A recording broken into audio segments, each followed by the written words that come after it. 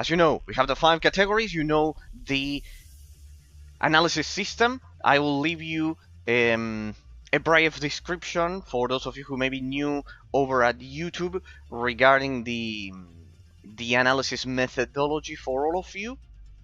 I will leave it there for all of you who, for whatever reason, don't know the channel or really are just discovering the review of the game right now. So, without further ado, first, you will have the analysis methodology of the channel. That is something in 28 minutes that I just cannot repeat every time I do the analysis. So, here you go. So, let's begin with the definition of our method of analysis, because we have a long analysis ahead of us. Let us begin. As you know, people, if you come over here over at Twitch, if you drop by the Twitch stream, you will realize in my panels I have a lot of explanations about how my analyses are metaphysically realist analysis, basically involving philosophical realism, which is the opposite of relativism, and basically the main premise of a philosophically realist analysis is that when we define metaphysical reality, when we define existence, we don't define it as it is usually unconsciously defined by relativist game reviewers. Generally people, I'll try to do this as brief as possible, when you define reality as the sum of our mental perceptions, opinions, or doxas, as we used to call them in ancient Greece, when you unconsciously define metaphysical reality and metaphysical entities in it as the sum of our mental perceptions, of our opinions, simply the sum of those opinions define reality. That's usually how relativism works. It's a matter of mental perception. It's a matter of opinion. It's something that must have happened to you. It's to you all watching this as a YouTube pod. Pretty much when you have a discussion with someone, it doesn't need to be a violent discussion or anything like that. An intellectual debate, any intellectual debate you could possibly think of, and the person is cornered, the person doesn't have any more logical arguments, generally the person will say, alright, but that's your opinion and this is mine and that's it. That is exactly what we are not going to do here, because that's relativism and because that makes it impossible to transcend our mental perception and define metaphysical reality, right?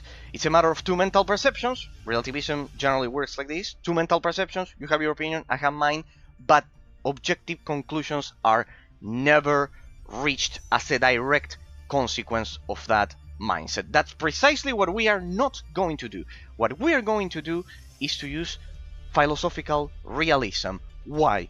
Because, as I always mention in my analysis, while relativism works at ruling a country, at for example, creating laws or organizing a society in general, we all vote. Think about your own Congress or Parliament. In the case it's a European country, Congress in the case of us, North American and South American countries. And as I always mention, think about those. Think about your own Congress or Parliament. The congressmen basically raise their hands and they vote, and the majority of mental perceptions, of opinions, of doxas, as we used to call them in ancient Greece, rules. We vote and majority rules. That is completely untenable and inefficient, absolutely useless at analyzing isolated objects, because it is impossible to reach metaphysical reality through the simple sum of opinions as your definition of reality. Because a person will have a mental perception, I will have another mental perception, and that's it. We never reach an objective conclusion. This is precisely what we are going to do here on the channel. As I've said, discarding relativism, we'll use philosophical realism. What's the point then? What's the point? Precisely. Since metaphysical reality isn't the sum of our mental perceptions, but an external entity, an external metaphysical entity, when compared to our opinions, to our mental perception, we will use it because it's more effective at analyzing isolated objects.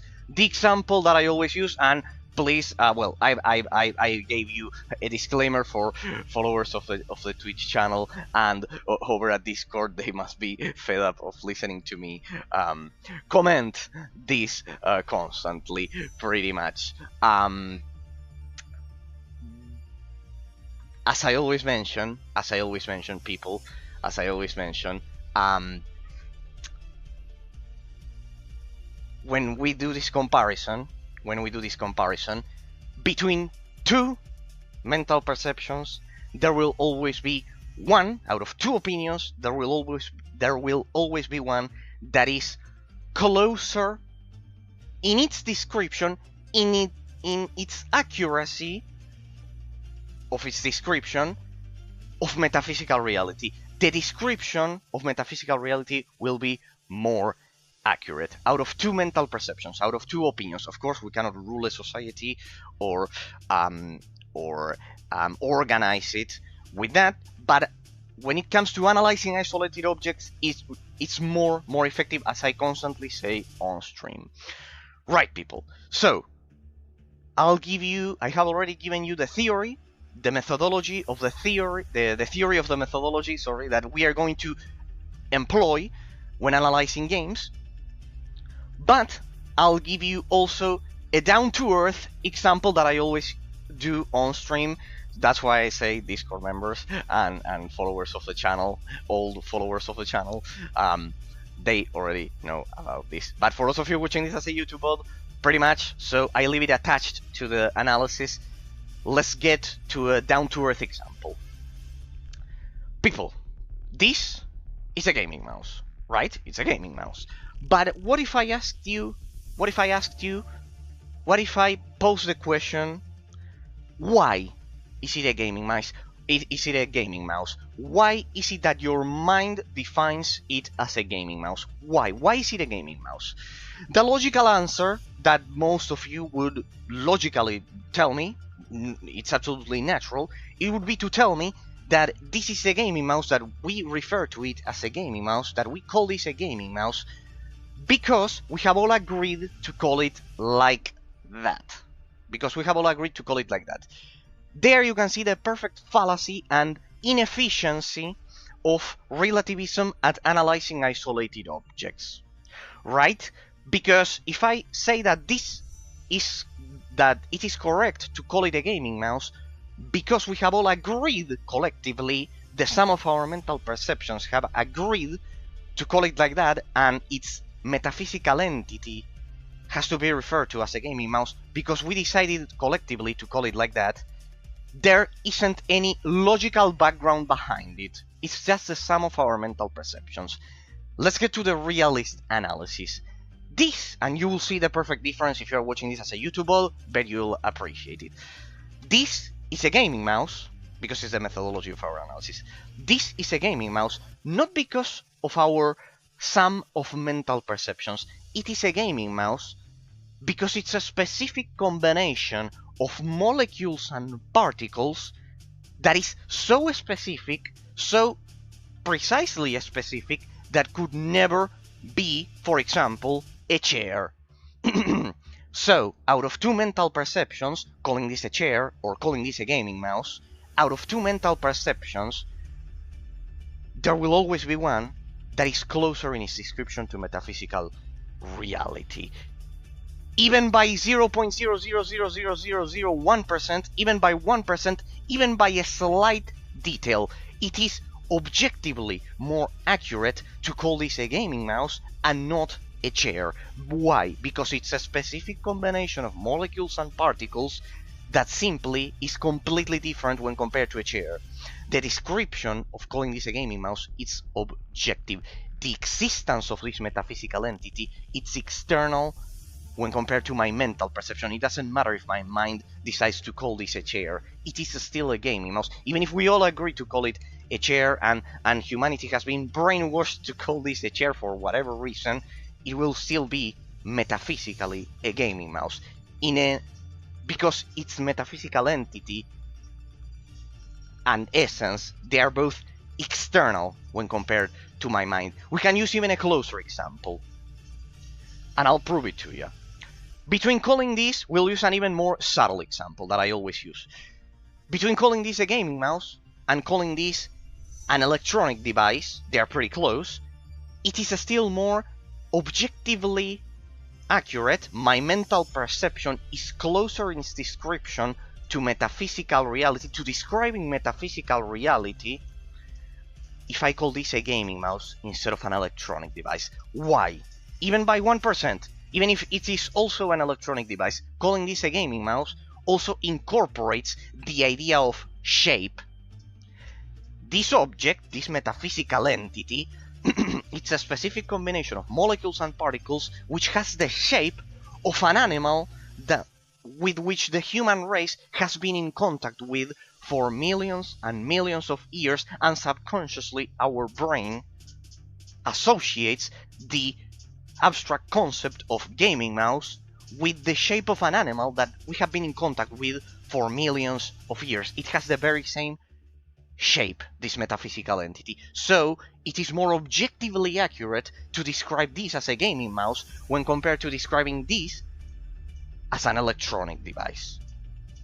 See, even by 1%, even by 0.001% out of two mental perceptions, calling this an electronic device or calling this a gaming mouse, out of those two mental perceptions, it is much more accurate to describe this as a gaming mouse.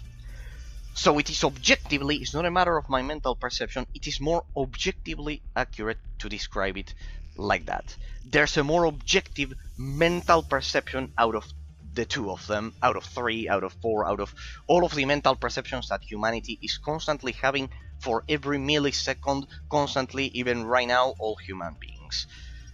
That is the methodology that we are going to apply to our game, that we apply to our game reviews here on the channel and for the final analysis of Sacred 2. We will try through our mental perception, through our reverse engineering of my mental perception in this case, to try to reach metaphysical reality in our description of the game. Direct consequence that philosophical realism has in games is that and it must have happened to you people, is that most game reviewers, most professional gaming press will tell you that the fact that you like or dislike a game, it's a matter of mere subjective mental perception. The second you do that, the second I tell you that a game is good or bad, according to your own opinion, according to your own mental perception, and this is the very reason why relativism is ineffective at analyzing isolated objects like movies, books, video games, or a very gaming mouse, or a simple gaming mouse. It's because relativism changes the focus of the analysis from the object, in this case the video game, to the subject. It changes the focus of the analysis from the object to the subject. In the case of the chair and the gaming mouse, you can call this a chair or a gaming mouse according to your mental perception, without any logical reasons. So, pretty much, in the case of video games, the game will be good or bad depending on my own opinion, on my own mental perception of metaphysical reality. There's no dissociation between metaphysical reality and my mental perception, and the sum of our opinions defines metaphysical reality. And as I've said, that's completely untenable and useless at analyzing isolated objects. It works for organizing a society, it doesn't work for analyzing isolated objects. Or, in this case, it doesn't matter if the object it's materia, it's composed of matter, or if it's composed of bits, in a screen and it's more abstract. Doesn't matter. It's the same concept.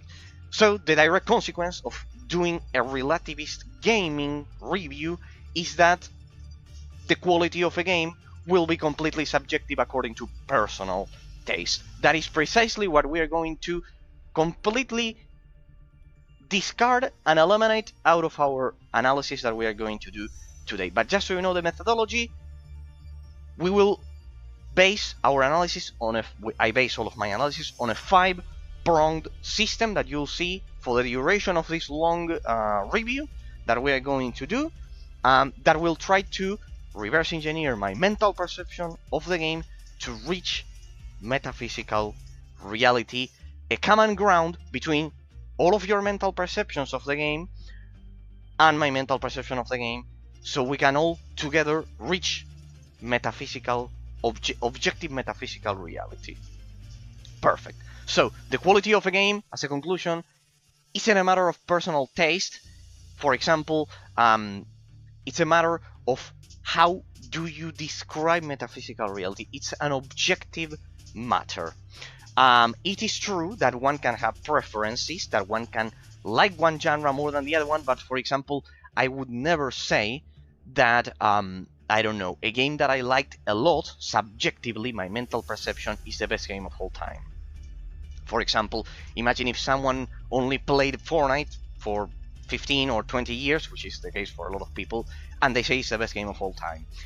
And most people will have their reaction when confronted with that claim that it is wrong, but most people won't be able to tell that person why it is objectively wrong. It's not a matter of our mental perception of it, because we know that the level design complexity, the gameplay mechanic, the abstract model of the gameplay mechanics and their complexity, a lot of things that you'll see once we get to the analysis of Sacred 2, the graphics quality, everything, objectively in a comparison with other games, Fortnite is simply not the best game of all time. It is objectively wrong to say that, for example. Even if it's your favorite game, that's perfectly acceptable, it's your mental perception, but when trying to reach the common ground of metaphysical reality and describing the metaphysical entity of Fortnite as the best game of all time, it is objectively wrong. See that I can do a dissociation between my mental perception, or in this case the mental perception of that individual. My favorite game of all time is Star Wars: The Republic, and I know that there are cases that, for example, Baldur's Gate influenced much more the classic RPG genre, just as a random example. And like that is the same in the mind of this person who thinks that Fortnite is the best game of all time. Subjectively, it doesn't change the fact that objectively, that it is metaphysically objective to consider other games as the best games of all time. Pretty much. So, as a direct consequence, we're not going to do a subjective analysis. I won't tell you that, for example, you will like Sacred 2 as a direct consequence. If you like Diablo 2, you will like Sacred 2, because I'm not giving you a logical reason behind it, which is what most reviewers usually say. Most reviewers usually say if a game is addictive, it's good. If it's not addictive, it's not good. And that's because they are unable to reverse engineer the logical process behind reaching metaphysical reality. They are stuck in their own mental perception. So it is actually addictive. Then the immediate question we should pose is, why is it addictive? Generally because there's a psychological sense of progression which creates that feeling of addictiveness in the brain, in the brain of the player, due to a psychological sense of progression that the game is able to create on the player. Good people, I think that's enough. We have a long analysis ahead of us, so without further ado, you already have the methodology that we are going to use. Everything perfectly explained in a very brief way in 20 minutes. It's a very complex topic to talk about in 20 minutes. If you like the topic, I highly recommend you drop by the stream and we talk about it as we usually do if you are watching this as a YouTube pod in the future.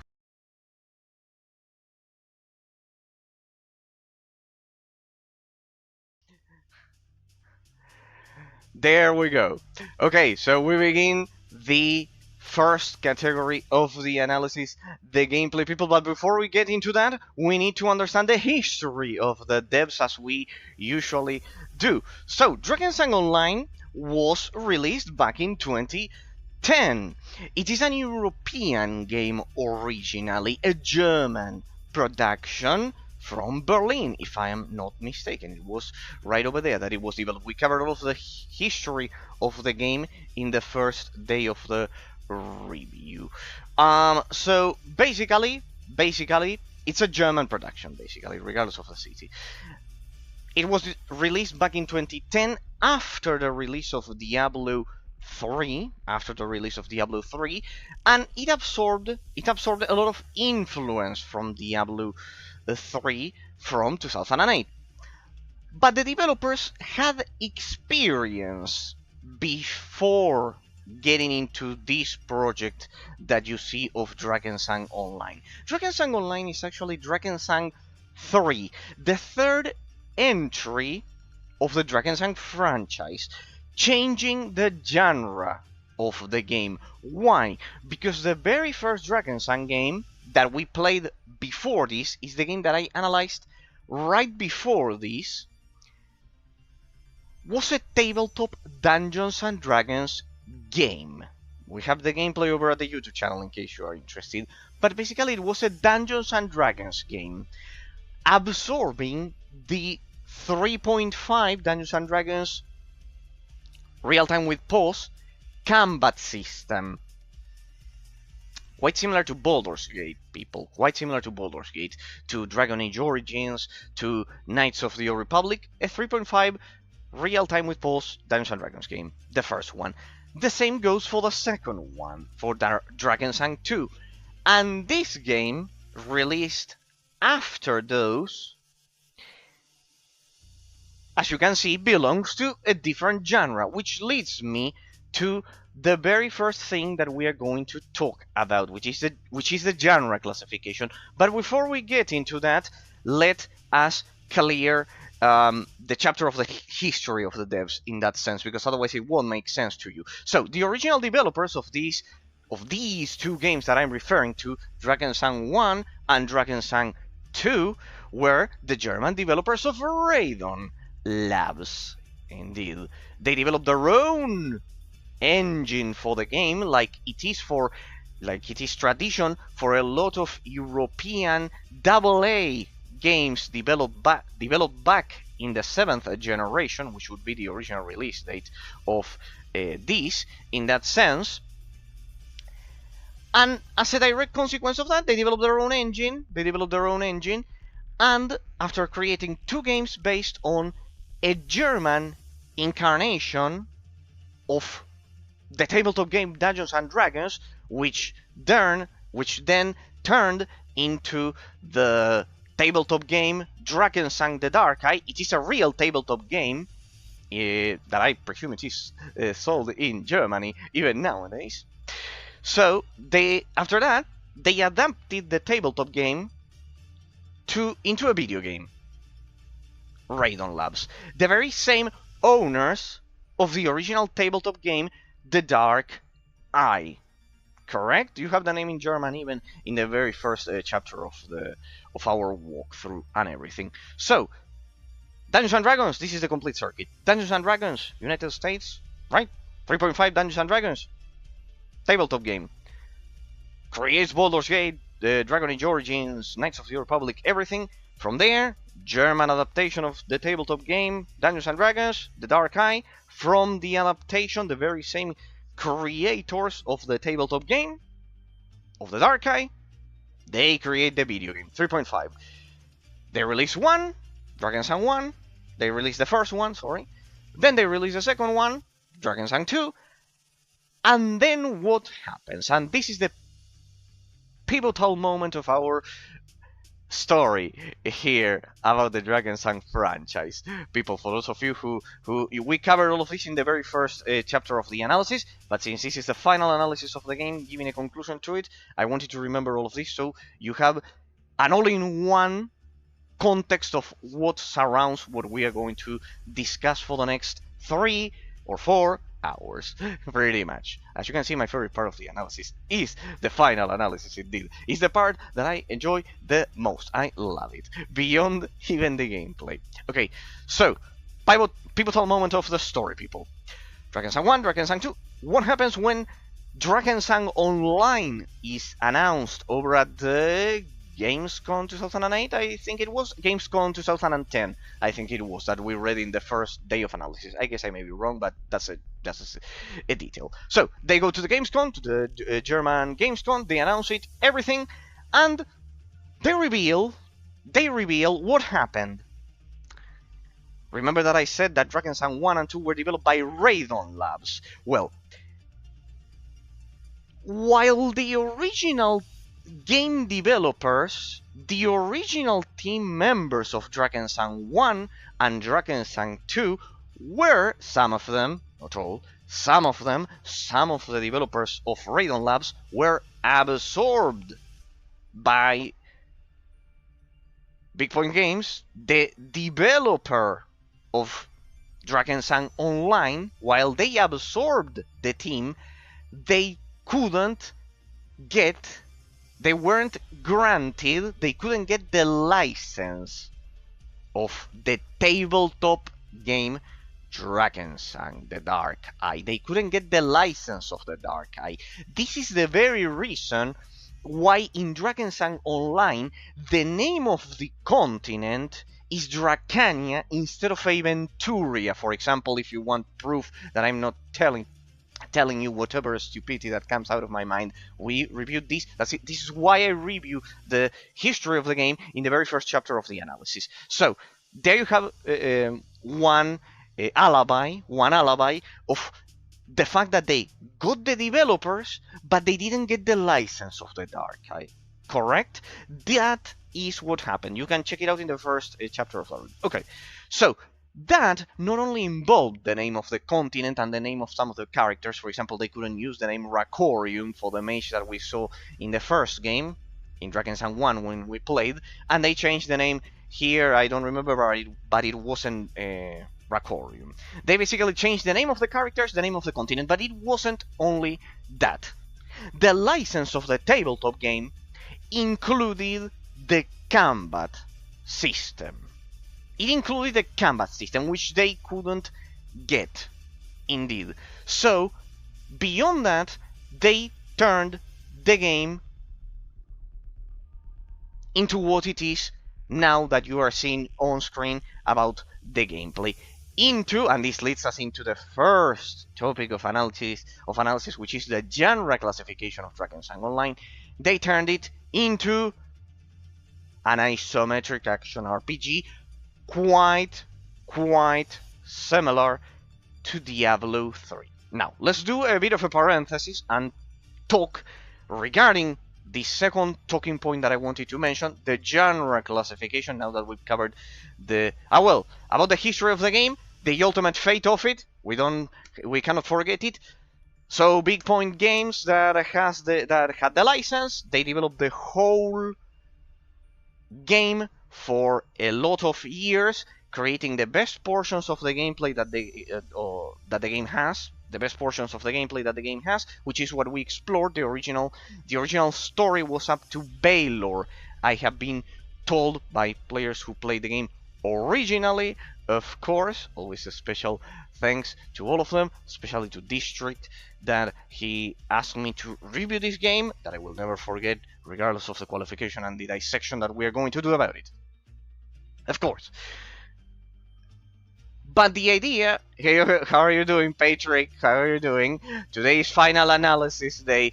What is up? This is the final analysis. This is what I do when I finish. I think you've never been in one. Sadly, today I cannot offer you debates. Today is more of a day for the YouTube viewers. It's a bit of it's analysis day. Once I play the game completely, I proceed to do this, which is the final analysis, basically. I think you've never been in one, but this is what I do, I don't just play games, I review them precisely. So I am dissecting Drakensang Online, and then I awarded a final qualification. That is the purpose of all of my panels down here, so weird that you always see. The thing is that you've never seen a final analysis yet, but this is precisely what I do. I'm not playing the game. I finished the game last week. I beat Mortis. I could beat Mortis, and now I will award it a final qualification. Basically, just say a strong 4 out of 10 and debate. No, it's not that simple. I dissect them for 3 to 4 hours. Patrick, sorry, today, I give you all of the days in the world for debate. I love it, but today is the day for the YouTube viewers and the and the review, in that sense, as you can see. And no, that's not going to be the final qualification for it. So, as I was mentioning, people, pretty much. Sorry in advance if you wanted to debate with me. You flatter me, but it's the only day in which, sadly, I have to analyze the game for it to be recorded for YouTube for all eternity. That is it. Then just record all of the questions, all of the debate topics that you'd like to have with me, and it would be an honor for me next time. We do it tomorrow. You just have to wait 24 hours in that sense. If you want to chat about Drakensang and etc., I can read your comments and everything. But basically, I focus on that today. In that sense, the only day. It's the only day, I promise. Only when I do the final analysis of a game. It's just one day. When I finish a game, and I do that. Okay, people, so basically the final, the ultimate fate of Radon Labs. Of Radon Labs, of the original developers of Drakensang. So, they were absorbed by BigPoint Games. They could work in Drakensang Online, but they didn't get the license of the Dark Eye, and they couldn't get that involved, for example, the name of the continent and the gameplay mechanics. They turned it into an isometric action RPG. Okay, but it didn't end there. So most of the great content that you see that I played and etc. in the game, throughout all of these 29 days of analysis, was developed by the original devs, with the original content being up to Baylor, the original dragon boss that we fought at the end of Lortag, of the Lortag region, if I am not mistaken. The game has several regions, and basically that one was the last one. Then, as the game got constantly updated, as it is an online game, a persistent online game, they added more continents, and basically, the final boss of the main story is now Mortis, which I finished last week. So it's got some extra bosses, but the original spirit of the game, we can observe, resides in that final dragon that they tried to do, just like in the original Drakensang 1. There you can see the direct connection between the original Drakensang and Drakensang Online, even if they didn't get the license, even if they couldn't replicate the 3.5 Dungeons and Dragons gameplay mechanics of the original tabletop game, The Dark Eye. You have it in German, in case you are interested in everything, to check it out and etc. It was a tabletop game originally. So, well, what happened? After a lot of years, sadly, a Chinese company called or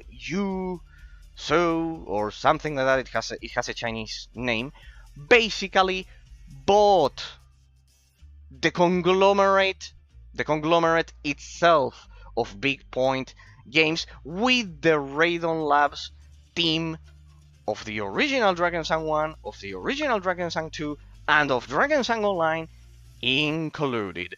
And we all know what happens when the Chinese attack.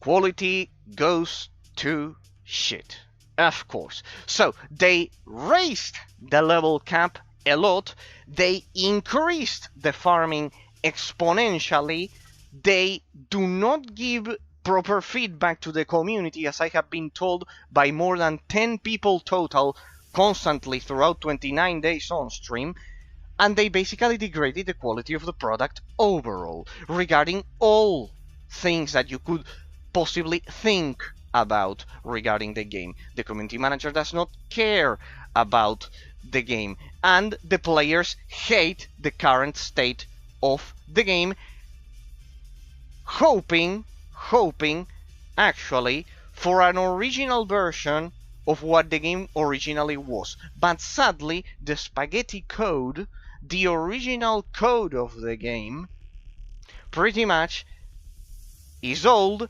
and the Chinese company doesn't want to pay any developers to figure it out and create more meaningful content and potentially release legacy servers like World of Warcraft did when it faced this very same problem, which is a terrible pity, because the community of this game is actually quite loyal, quite loyal in most cases, and they clearly suffer because of what the ultimate fate of their beloved game has been: acquired by the Chinese and turning the game into a farm fest without any kind of reminiscence of the original quality of the German developers. That is one of the big problems that you will see why, for example, over at my YouTube videos, I have comments of people saying just pay to win trash or shitty game or etc. It's because of that. However, the situation is deeper than that. That would be a quite shallow and superficial analysis that is not going to be the case with us people. You know, I like deep thoughts, so we are not going to simply do that and say the Chinese have the fault of it all and everything. No, I'll dissect every single thing that is right and wrong with the game, because that's what we do. We encourage critical thinking. So people, getting into the first topic regarding this, before we get into the first category of the analysis: the genre classification of the game. The genre classification of the game. This game is referred to by the very same developers as an MMORPG. However, I have several reasons as to tell you precisely that this game, while it has a proportion of MMORPG mechanics, the influence of the isometric action RPG genre is much greater. This is an isometric action RPG, not an MMORPG. It has an MMORPG component to it, as not a single genre, as not a single game. It's quite difficult for any game to achieve genre purity, genre classification purity, that would be being completely an isometric action RPG or a complete MMORPG. For example, something like Diablo would be a complete isometric action RPG. Something like World of Warcraft would be a complete MMORPG.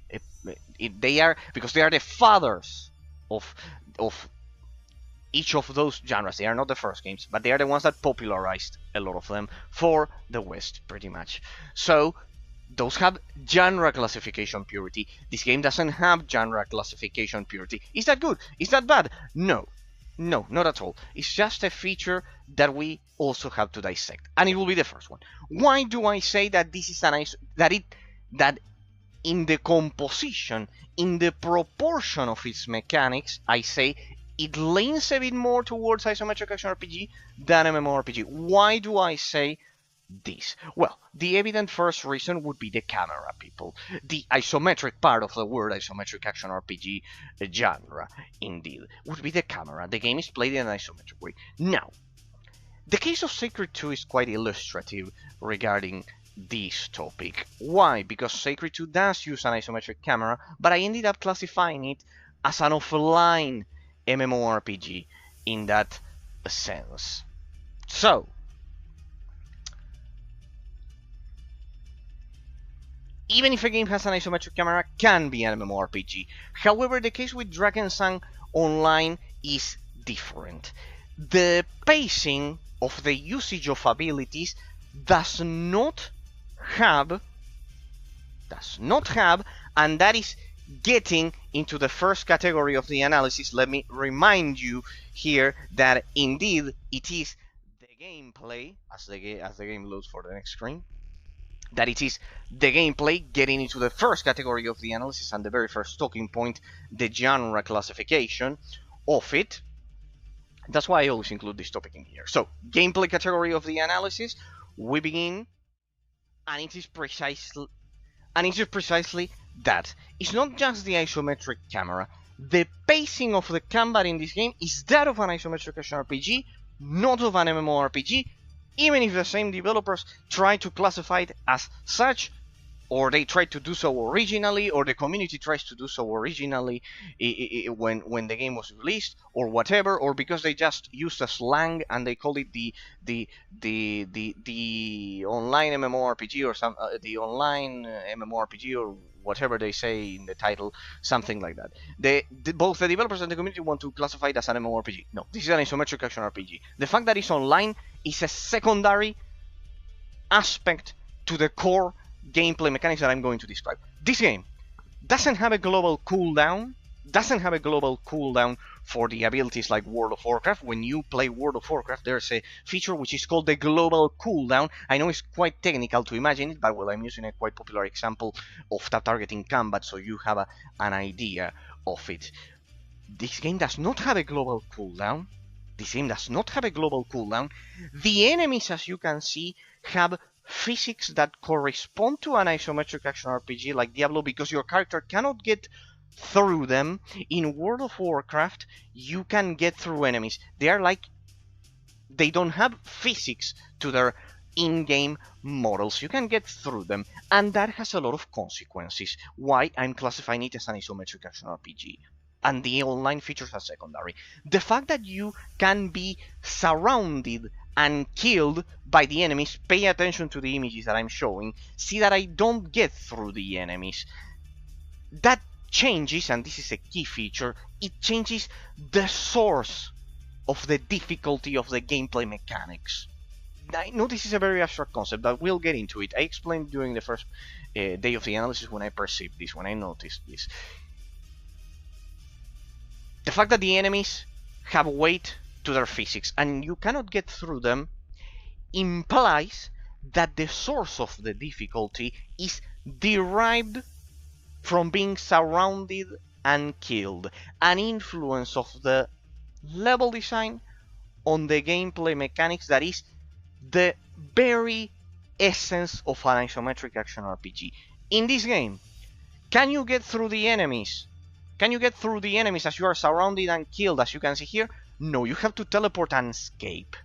In World of Warcraft, you can just walk through the enemies and move and reposition yourself, as most of the attacks are area of effect by bosses, by the important battles.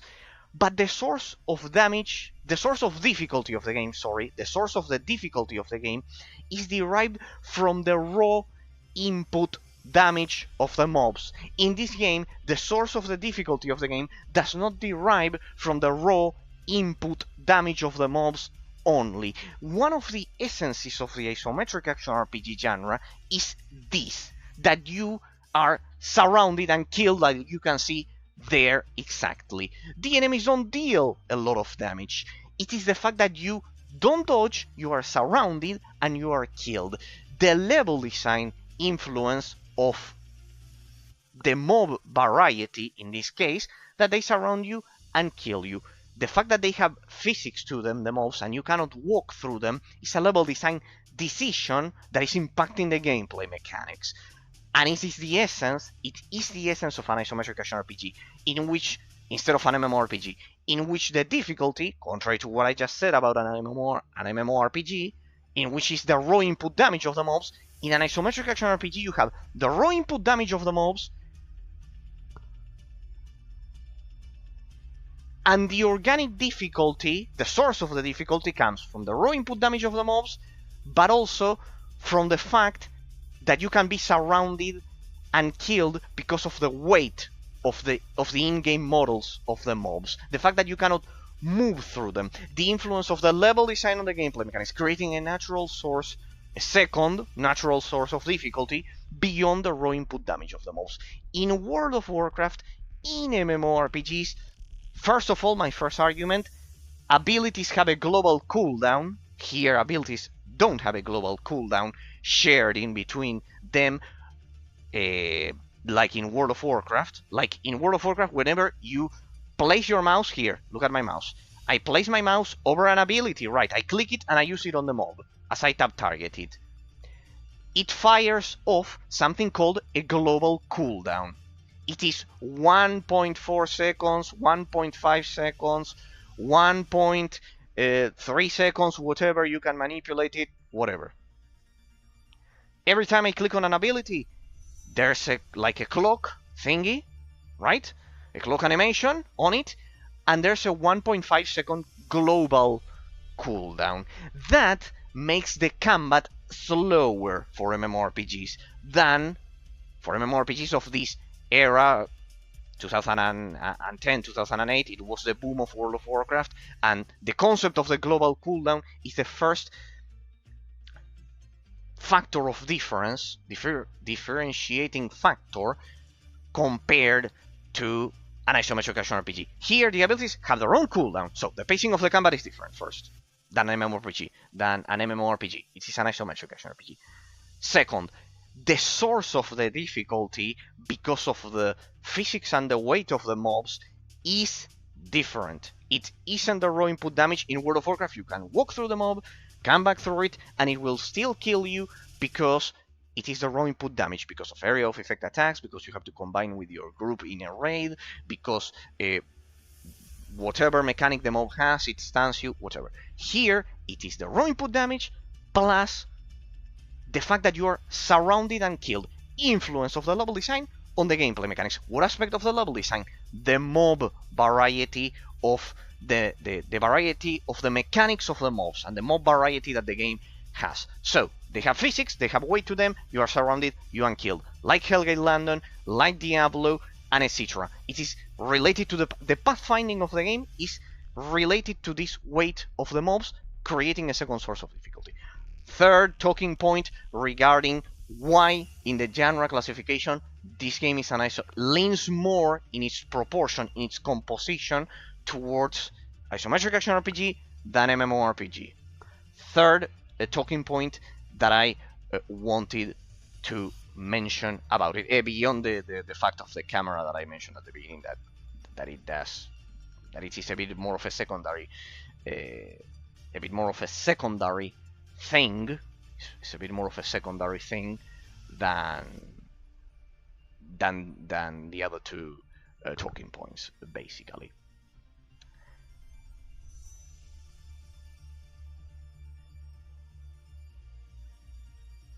Drakensang Online has the very similar floaty physics compared to Diablo 3. It has very similar physics regarding floaty and fast-paced combat, drawing a bit of influence also from the hack and slash genre that Diablo 3 got its influence from. Things like God of War 3, Bayonetta, things popular during the 7th generation. There you have another small alibi as to why this game leans more towards isometric action RPG than MMORPG. So, the pacing is much faster. The source of the difficulty of the level design is bidimensional, when in World of Warcraft is monodimensional. It only has one dimension, which is the raw input damage of the mob. Basically, the camera is different, and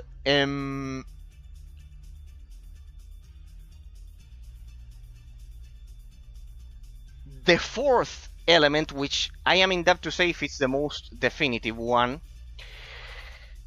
but yeah, I would say it's the most definitive one, is precisely the key of all of the gameplay mechanics and everything about Drakensang Online. But I think I don't show it here in this video, so give me a second, because I want to show you the key fourth element that defines this game as an isometric action RPG game, and you will understand it beyond the gameplay.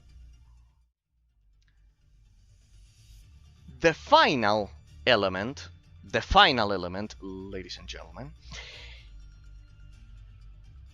yeah, I don't think I show it in this video. That's why, fortunately, I have my folder here with all of them. Is none other. Here, I think I have it here, right here. Here, we did it at the end, right here. This is the final element.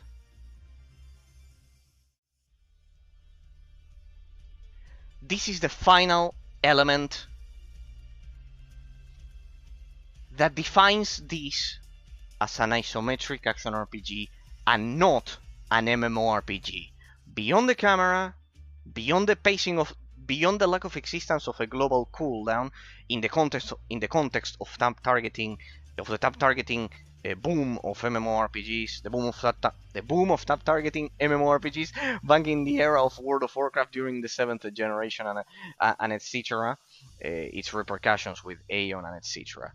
World of Warcraft was 2004, but then 2008, Wrath of the Lich King, the Height, everything, Aeon, other competitors. You get the point.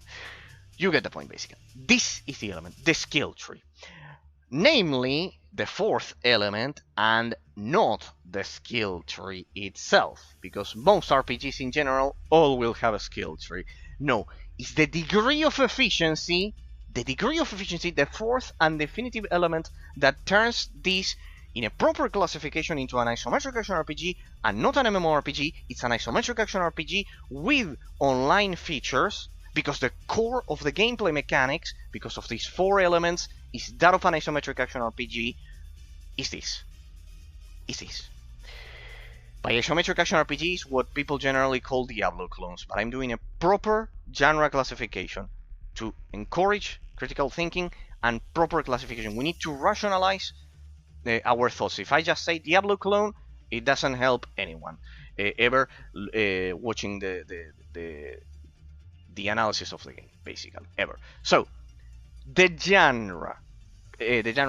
final element of the genre classification, the skill tree. The degree of efficiency in the integration of the skill tree of this game is that of an isometric action RPG, not of an MMORPG. Why? Here are the four skill trees of the game, and getting into the game, we are already into the gameplay category of the analysis, into the very first important topic as well.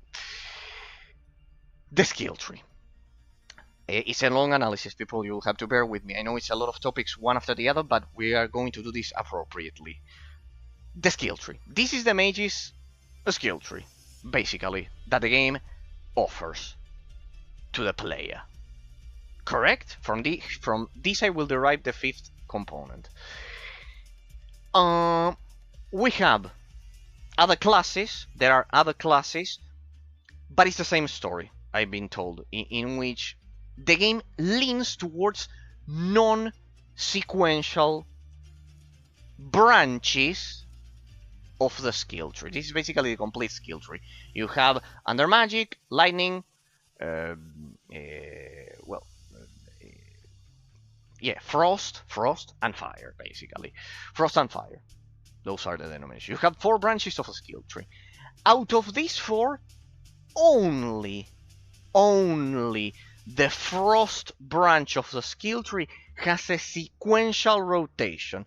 What do I mean by a sequential rotation, people? What do I mean by a sequential rotation? We'll go over this topic once again in detail to expose the biggest flaw of the game in the gameplay, and the very reason also why this game is an isometric action RPG with online elements and not an MMORPG, as the very same developers and the community may try to define it, and they are wrong.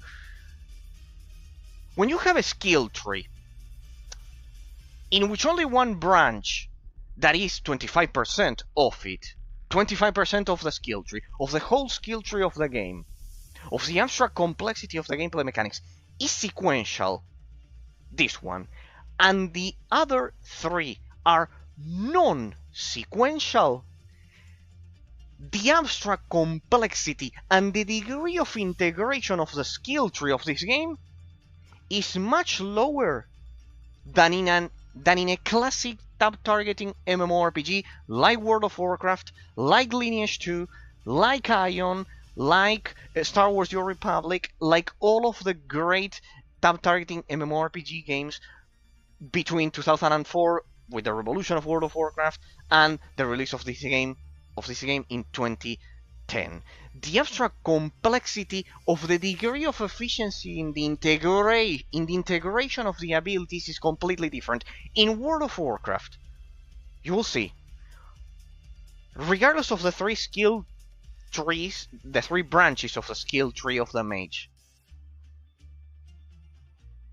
it is all completely sequential. Now let's get into this concept. What do I mean by sequential? That this game only has one sequential skill tree, and World of Warcraft, the three branches are entirely sequential. 100% versus 25% of sequential abilities. By that I mean that in order to be efficient in combat, the player is required to execute the abilities of a sequential rotation, precisely, that's why I call it sequential and I classify it like this, in a specific order.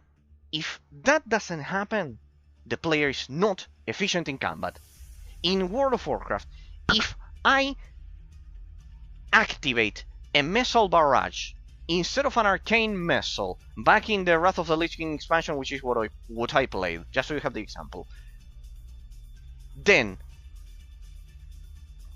it is impossible for me to be efficient in combat. Why? Because when you activate the arcane missile first, then the missile barrage deals more damage. I'm giving you a random example. I don't remember if this was a specific effect. But there you can see it. The degree of efficiency in the integration. In World of Warcraft, you have to execute the abilities in a very specific rotation because the activation of one passively procs, triggers, use whichever verb you'd like, procs or triggers an enhanced version of the next ability in the sequence to execute a cycle of the rotation.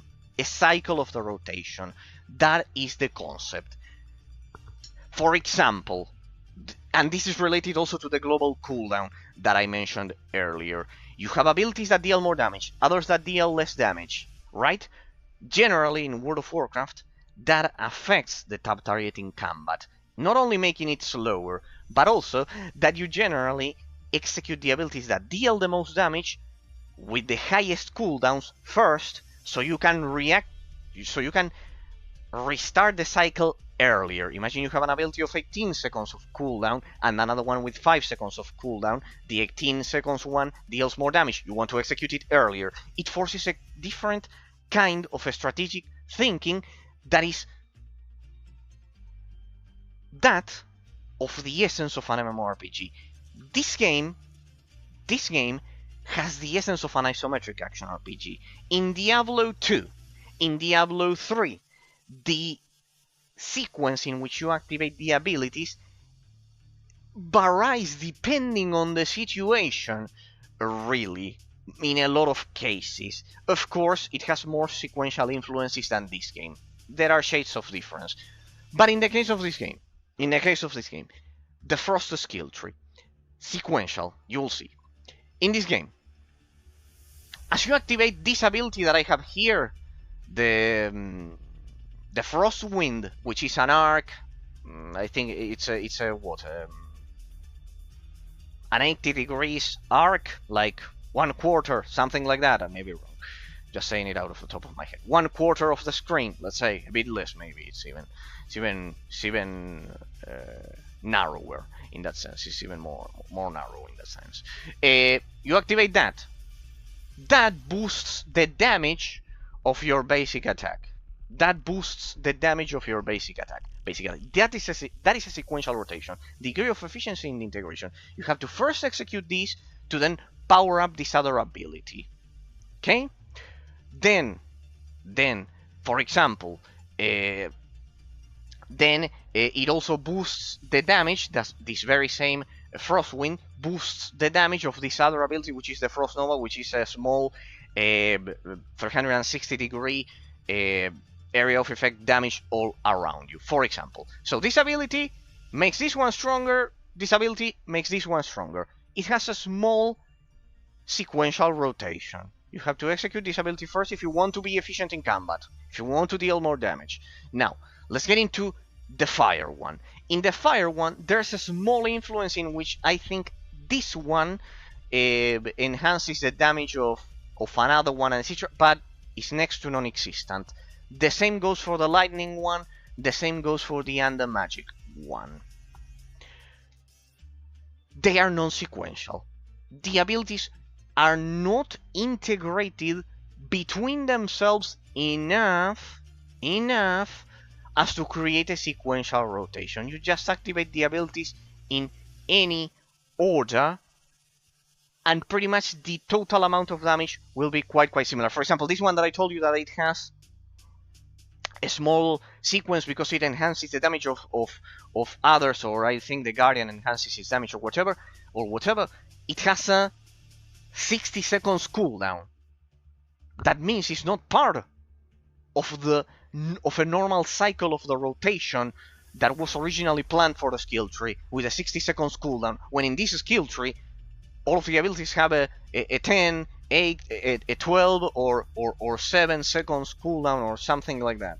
I think this one has a higher one, it has 12, and this one 8, something like that. Something along those lines. So, I do not know, honestly. It is quite weird for me to see a game in which the devs put in the effort to create one branch of the skill tree that has a sequential rotation, but not for the other ones. It was as simple as that. This meteor, you activate the meteor, area of effect, it leaves a passive effect on the mobs that leaves them vulnerable to fire attacks that enhance the damage by 50%. As simple as that. As simple as that.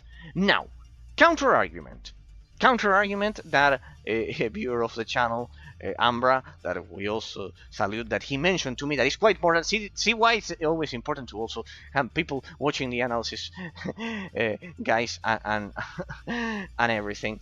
Ambra told me, well, but it's a game that is meant to be played in groups. I can tell you why, because it's a game that is meant to be played in groups. So basically, yes, if you are soloing, you will use the Frost skill tree. But if you are playing in a group with another person, well, maybe it is viable, the fire skill tree, because another class maybe enhances the damage, and that encourages group play. It's a game that is meant to be played in groups. Okay, I can get it. That is the online MMORPG component influence that the game has. The game has guilds. It has a chat for people to group up. It has different online features. It has a friend list. You can play in groups and etc. I can get it. I do get that online component, but there is no way to justify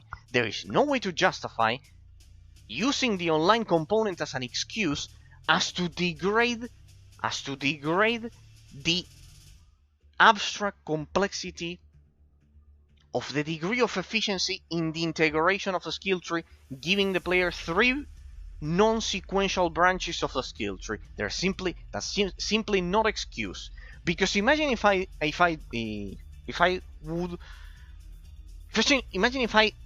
did this that I'm going to describe. Imagine I give the players the 4 classes that the game has with 4 sequential branches of a skill tree for the 4 classes, and that they are perfectly balanced, and I do the math appropriately. I don't think I'm asking for too much. The developers do the math appropriately, like it happens in Star Wars: The Republic or in World of Warcraft or whatever, even though there have been small balance issues throughout time, but never as severe as this. Imagine that I make them, the 4 branches, somehow deal a similar amount of damage. That I balance the game, and that they are all, by making them all, sequential. And that the players have to choose. That would increase the internal competitiveness within the player base of the game. They would start discussing, oh well, I like this skill tree. Oh well, but I like this one. Oh well, but I like this one maybe. I like the under magic one. I like the lightning one. I like the fire one. And they could compete between each other. Multiply that by the 4 classes that the game has, and maybe adding some more, and boom! The gameplay mechanics of the game would be much, much more superior than what they are right now. The game would benefit greatly from having sequential, balanced branches of the skill tree. And no, just making this ability with a 60 seconds cooldown enhances damage because of the Guardian or whatever, etc. No, it's as I am telling you that it should be. The Meteor, the area of effect attack. The area of effect attack applies a passive buff to all enemies in the area of effect that are affected by it, enhancing all of the damage by 5 of your fireballs, I don't know, by 5%, or all of your periodic damage over time by 5%, I don't know, something along those lines. Or I don't know, lower the cooldown of this one to 10 seconds, integrate it in a sequential rotation, and lower the damage, because it is true, this ability and this ability, they deal more damage.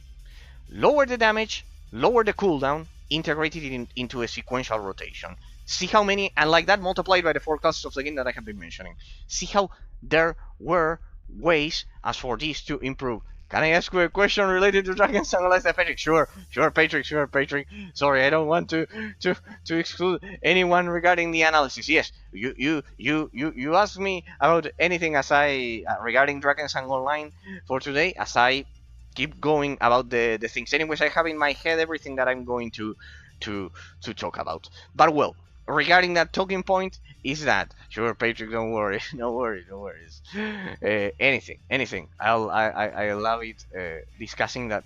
Oh, thanks from the bottom of my heart to Ahehaho for being the 60th follower of the channel. Sadly, the follower that we lost yesterday, poor Baindeath, he has a problem with his account. He has already told me twice in that sense that since he is in inactivity, it automatically makes him unfollow. Thank you from the bottom of my heart. Well, you arrived in the moment of the final analysis of Drakensang Online.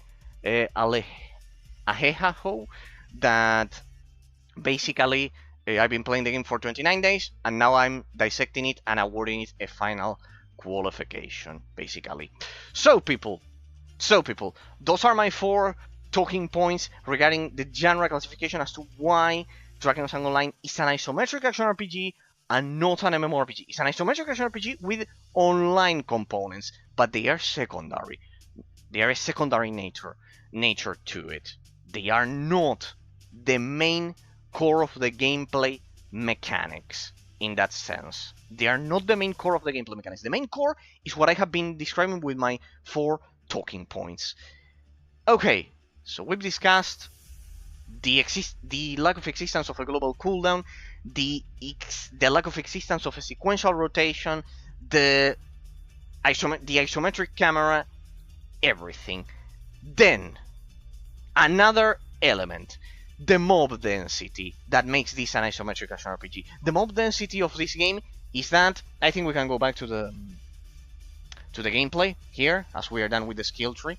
The mob density of this game is that of an isometric action RPG, which causes the natural source of difficulty that I have been mentioning, derived from the enemies surrounding you and killing you, not just the raw input damage of the mobs like you would have in World of Warcraft. Okay, people, let's continue with the gameplay category of the analysis. Let's begin with what happens precisely when you fight enemies, and that leads me to the 6th talking point in terms of the genre classification and the gameplay: the resource management. And this is the final one. I think those were the 6 that I wanted to bring to you today. The resource management of this game. This game has the resource management of an isometric action RPG, not of an MMORPG. Why? because the mana consumption of the mage is dealt with in proportions of percentages, not fixed amounts. If you play World of Warcraft, if you play Ion, if you play any of the top targeting MMORPGs from this period of time, you will realize that the abilities cost a set amount of mana, of rage, or of whatever resource the game is making you use. What is the case with Drakensang Online? Following the tradition of Diablo 2, precisely, it allows you at level 50 to use your health as you can see that I'm using right there. You can see that it's more complex than just saying that this is just a game that was bought by a Chinese company and ruined by it. There are a lot of intricacies that we have to analyze. Patrick, fire your question, related to Drakensang Online. Anything you'd like. It's just that I'm not doing crazy politics or society debates today. It's the only day that I dedicate to the YouTube viewers with the final analysis after 29 days of gameplay. It's just that, people. Generally, I'm constantly debating with them in chat as we play the games. Okay, so what's the case here? The abilities, in the case of the original system before you hit level 50, they do consume mana. Here you see that I'm not using it because I already have a talent called Blood Mage that consumes a percentage of my health. Let's analyze the original situation. They consume a set amount of mana. These abilities that you can see here, that you can see there, they consume a set amount of mana, like in an MMORPG. But what is the problem? That in this game, even if you level up a lot, your mana pool remains practically the same. There's a small variation, but it's the same. It has a wisdom skill tree to mitigate these things, but still it's not a drastic change. You are limited up to level 50 that you get the Blood Mage ability. You are limited in the amount. Now I read it, page, okay? I've seen it. I just want to wrap up the 6th point as I get to the next one, and in between I read it. So the abilities in the original resource management of the game consume a set amount of mana, like in an MMORPG, but the problem is the total amount of mana. You are limited, heavily limited, in the amount of abilities that you can use in the original resource management system of the game in which you consume mana. It's like 100 points of mana, and the abilities consume 40, 60, and it's 20, 40, 60, and etc. And the mana regeneration works in such a way, at such a pace, that you are limited by the amount of abilities that you can use. You cannot just spam abilities endlessly. That is the point. You cannot just spam abilities endlessly. What happens with once you get the Blood Mage talent at level 50? What happens? You can use your own health, as you can see that I'm using there, to bypass this limit. But then, as you can see, in a lot of cases, I run out of health and I die, creating a natural source of difficulty. So, the resource management in this game, regarding the pace at which you can spam abilities, is also limited. It's also limited and slow. In that sense. It's not as fast as Diablo 3. That makes it an in-between case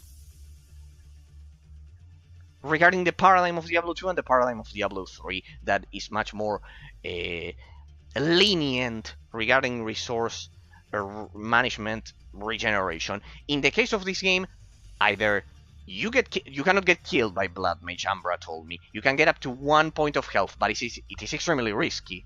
You cannot get killed, but you can get to 1 point of health. So you have to not be even touched by any enemies, which is highly improbable.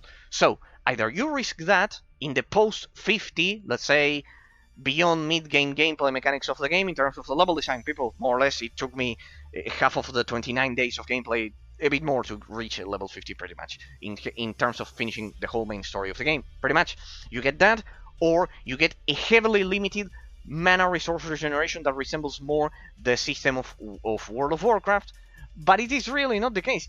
In World of Warcraft, the mage won't run out of mana. Here it will run out of mana immediately in one cycle of the rotation in that original system. So regardless of using a percentage of the health and risking being at 1 health, or using the resource regeneration that the game originally gives you for the mage, at least, I didn't play the other classes, but they are the same, pretty much, you will be limited in the pacing at which you activate your abilities. After one cycle of the rotation with the original system, you run out of mana and you have to retreat and wait 2 seconds, I would say. 2 seconds, 3 seconds, in which you have to evade the enemies. If you want to use all of the abilities that you see down there, also the teleport to avoid the enemies, you have to constantly avoid it. Because of the isometric camera influence, precisely. See how in that sense, the isometric camera, the positioning on the battlefield, and the usage of abilities are precisely self-contained in the essence of an isometric action RPG, not of an MMORPG. Even if the developers classify it as an MMORPG, even if the community classifies it as an MMORPG, this is an isometric action RPG, like Diablo 3 and like Diablo 2. In Diablo 2, people, you can also use this very same thing. This was taken from Diablo 2. This Blood Mage talent. In Diablo 2, or I think it was in Diablo 1, I don't remember which one it was, you can do this.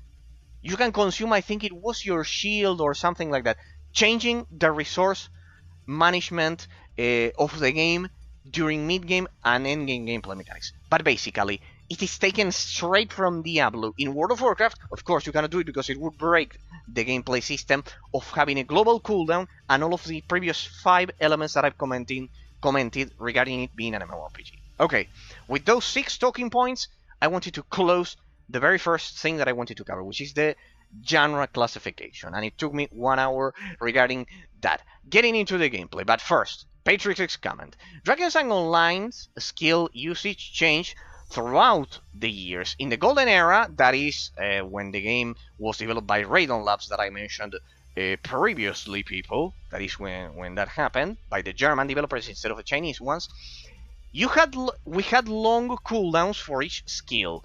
Only the basic attack was spammable, but the game skill settings changed and the game focused on only one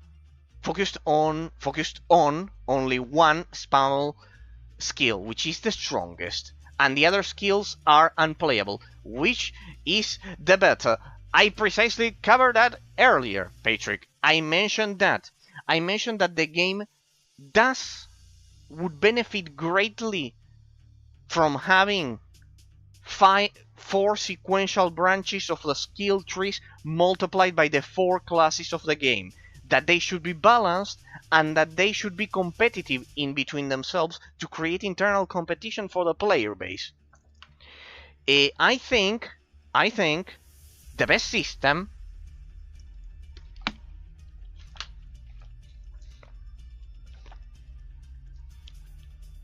is a slower overall gameplay. And I think that is proved by the fact that Path of Exile revived a style more similar to Diablo 2 than Diablo 3. I think the definitive proof of the fact that having longer cooldowns, similar, or adding a global cooldown in the activation of abilities like in World of Warcraft. I mentioned this at the beginning. In World of Warcraft, when you activate any ability, there's a global 1.4 seconds cooldown, something like that, until you can activate the next ability. It's that clock that you see on the ability. Basically, that is a global cooldown. Either you add a global cooldown for all of the abilities, and you cannot just spam them one after the other, or you add longer cooldowns. I would add longer cooldowns, but the key is that I would make 4 sequential branches of a skill tree. 4 sequential branches to increase the internal competitiveness of the skill trees of all of the classes. For the players to figure it out, they will need to make the math appropriately, so all of them would deal more or less the same amount of damage. They would need to verify that. What you say, the golden era, you had the longer cooldowns for each skill. It was more similar to Diablo 2. Yes, I think that system is the best. One spammable skill, which was the strongest. Well, that could have been patched in that sense, and that one that was the strongest, I would have made the math the same. But regarding the pacing of the cooldowns, much more similar to Diablo 2 than Diablo 3, if you ask me. I think the definitive proof, the empirical evidence I can offer you, is that Path of Exile proved that it was superior to Diablo 3. Unanimously, I don't think anyone would say that Diablo 3 is superior to Path of Exile in that sense. I'm not even debating saying developers, because then Diablo 4 tried to be much more similar to Path of Exile, and every single isometric action RPG is much more, it tries to mimic the formula of Path of Exile and Diablo 2, rather than Diablo 3. It is seen as a mistake in history that Blizzard did. Okay, if I answered your question correctly, we're satisfactory. In a satisfactory way, you tell me like I always tell you. People, gameplay category of the analysis. Once again, we're still there, so you don't lose track where we are. We are going to cover now the stats system of the game. Stats rather than skill tree. The stats. The skill tree, as for the rest, it has a wisdom skill tree that slightly tries to mitigate this resource management regeneration. For example, it allows you to, every time you kill an enemy, recover a bit of health or increase health regeneration per second. For example, regarding the blood mage talent, for example, and it makes it so you don't spend that much health. Here I'll go back to the previous sequence that I have, so you have more combat. So basically, regarding the stat system of the game, I classify them. You know it. I classify them in both intrinsic and extrinsic stat systems. Let's get into it. We were more or less over here, pretty much.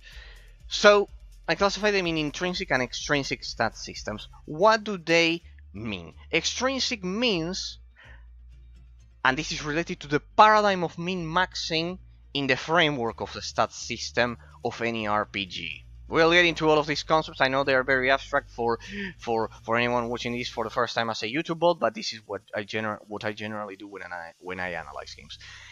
An extrinsic stat system is basically that based on loot. Extrinsic means external, that the stats of the character are affected by an external factor to the attribute points that you can distribute as a player for it. For example, generally the normal naming convention, the usual naming convention, is strength, increasing the strength for the warrior, the intelligence for the mage, or the dexterity for the rogue, taking the naming convention from, once again, Dungeons & Dragons, tabletop game 3.5, and etc. So, with that you increase the basic attack damage of your character generally through the attribute system. That is an intrinsic stat system. It's inherent, it's internal to the character as you distribute the attribute points of it.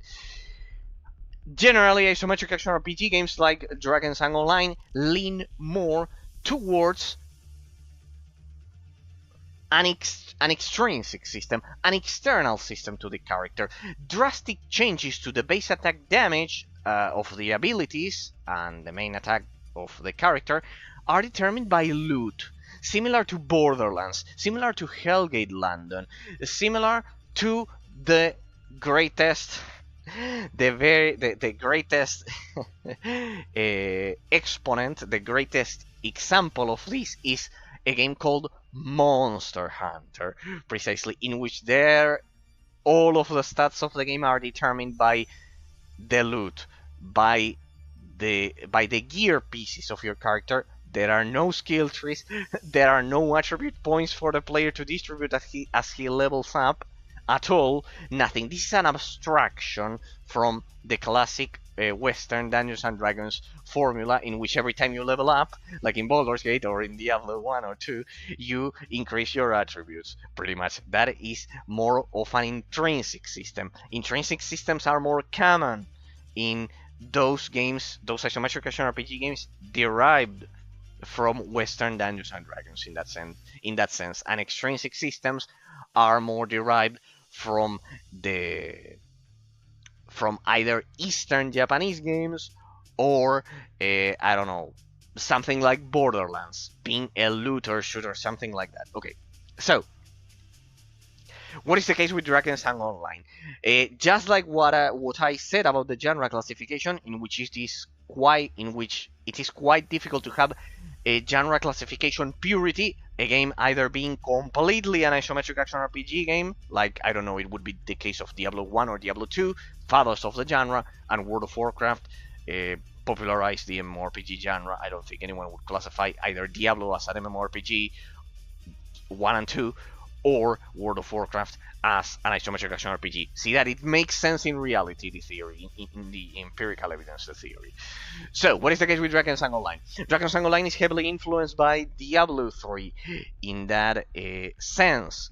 There are certain pieces of gear that drastically affect, I've been told by District, the efficiency of the other skill trees. For example, one piece of gear, I think a cape, makes you cast several fireballs, making almost viable the fire skill tree. Still not viable, but almost viable. Let's say playable on a normal level. But then for something difficult, you would go back to the frost skill tree, for example, for the mage.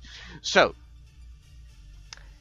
when gear has such drastic influence on the framework of the stat system of the game, as I mentioned, the game leans towards an extrinsic system, an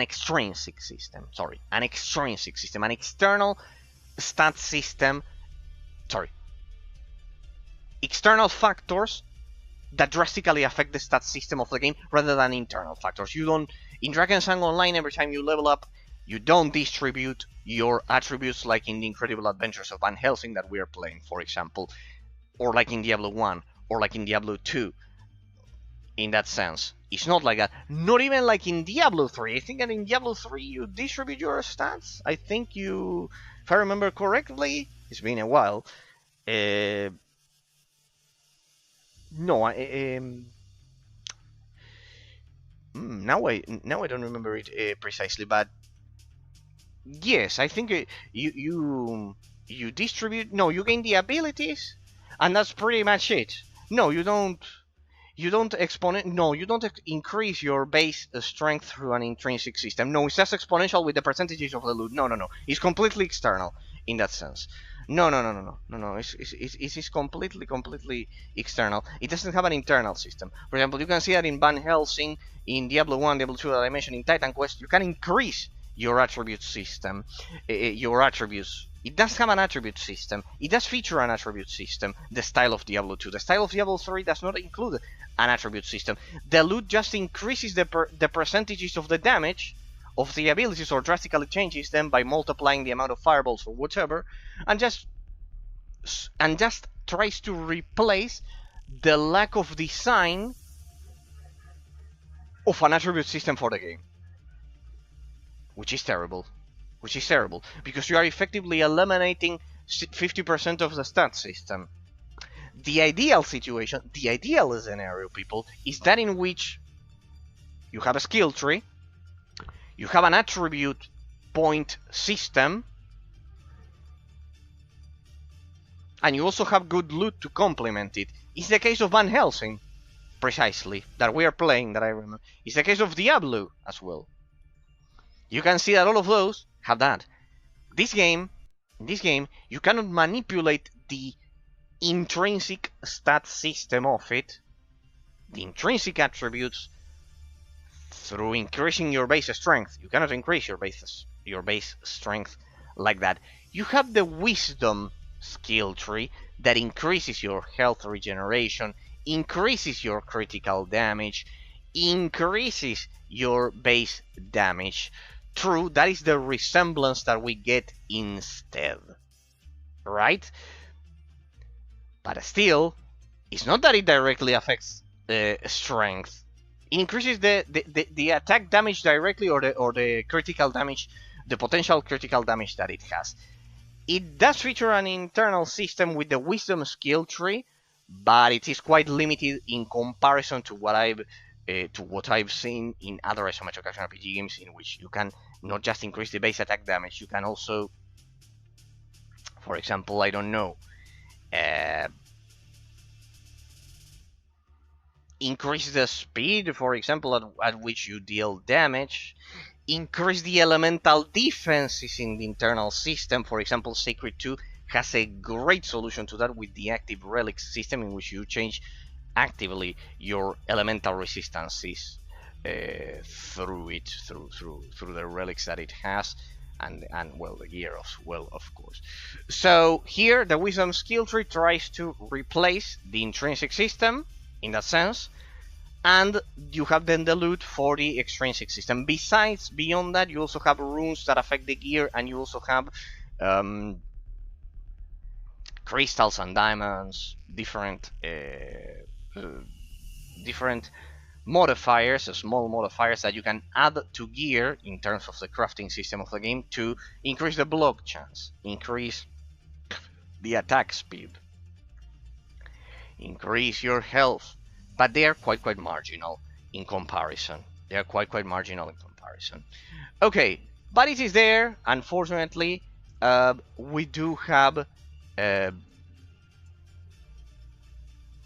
things to play with and to integrate an internal system and an external system. So in that sense, I agree that the extra complexity could have been higher in terms of the stat system, but it is a mixed case. It has a portion that has external, it has a portion that is internal. I do believe there's a predominance of the external portion of it. There's a clear predominance of the external portion of it, without a doubt.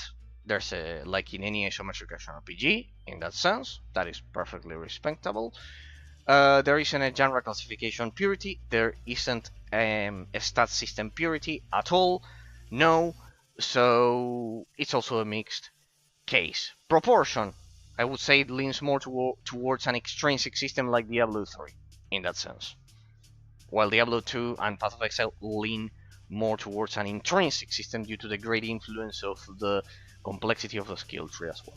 Here, there's a simplicity in the skill tree that is meant to be replaced with precisely the extrinsic loot that you get, and that will modify maybe the abilities and those things, but still not enough as to modify the skill tree, as to make it as to create an internal competition between the different branches of it. Okay, people, getting into the third point, the third major point of the gameplay of the game. Regarding the stat system, we have to address it. I already talked about the runes that you can incorporate to gear, and that you can different diamonds and things that you can insert into gear to make it marginally better. Okay, so pretty much, when you talk about min-maxing as a paradigm in the framework of the stat system, what does this mean that I always bring up regarding all isometric action RPG games? And you all love me because of that so much every time I bring up this topic that is so abstract. Pretty much is the case. What is the phenomenon of min-maxing in the framework of the stat system? That you can just put all of your stat points on a single intrinsic attribute of the attribute system of the game. For example, in the case of a warrior, imagine in Diablo 1 or 2, you just put everything on strength, and basically you are not required to do a balanced distribution of the stats in the framework of the attribute system at all. You just increase your base attack damage through that. This is a phenomenon of the intrinsic portion of the framework of the stat system. Just increase your base attack damage through strength or your critical chance and etc. You just increase it, and you don't care about any defensive stat. This is being unable to break. This is what I describe as being unable to break through the paradigm of min-maxing in the framework of the stat system. This is the huge flaw that Diablo 3 has. In Diablo 3, you execute your attacks so fast to the point the player is not required to think and develop a defensive strategy for the gameplay loop of the game. This is terrible, the big huge flaw of Diablo 3. You effectively eliminate 50% of the gameplay mechanics, because why? What can you do in any isometric RPG game, people? You can attack and you can defend. And when you allow the player, because of being unable to break through the paradigm of min-maxing in the framework of the stat system, when you allow the player to kill mobs so fast, so the player doesn't need to develop any defensive strategy, you are effectively eliminating 50% of the gameplay mechanics. You're effectively eliminating the probability of causing a back and forth between the player and the mobs. I know it's a quite abstract concept that I always talk about, but basically the player kills the mobs so fast in Diablo 3 that it is not required for him to develop any defensive strategy for the game. You just go around, kill, and you don't have to care about spending any attribute points on health, on evasion, chance, use any naming convention that you'd like that I mentioned earlier, increasing your internal resistances, and etc. Now, in the case of this game, through the wisdom skill tree that allows you to increase those internal resistances, through the overall difficulty and pacing of the game initially, if you don't play it with boosted gear, will be balanced and you will be able to have a more balanced game experience. But I have been told constantly in my chat throughout the 29 days of review, of analysis and etc., by District, by Patrick, precisely by Ambra, by everyone, basically more than 10 people, for those of you watching this as a YouTube bot. Throughout 29 days, more than 10 people have commented this to me, that once you reach the end game of this game, which we just focused on the story, but they are players that have played it since day one, and I have seen it in gameplays, in this game, it's just like Diablo 3. It inherits the problem of being unable to break through the paradigm of min-maxing in the framework of the stat system. Players kill more. This is the huge conundrum and second big huge problem that this game has, that I mentioned, beyond the lack of sequential skill trees and internal competitiveness. It cannot break, indeed, through the paradigm of min-maxing in the framework of the stat system directly inherited from Diablo 3. In that sense, the players kill the mobs so fast, just like in Diablo 3, to the point they are not required to develop a defensive strategy, effectively eliminating 50% of the gameplay mechanics to be effective in combat, basically. They are not required to develop a defensive strategy, I'll repeat it, to be effective in the endgame portion of the gameplay mechanics. At all. Pretty much. They just one-hit kill the mobs, I've been told, constantly, by more than 10 people throughout 29 days of review. There may be exceptions. Maybe someone can tell me, oh no, well, but I once did a boss in which I had to dodge a lot and etc. As I said, provided the person doesn't use boosted gear first for the leveling experience. Second, I am talking about the overall gameplay pacing of the game. Not just the final boss that is quite hard and you have to evade a lot. No.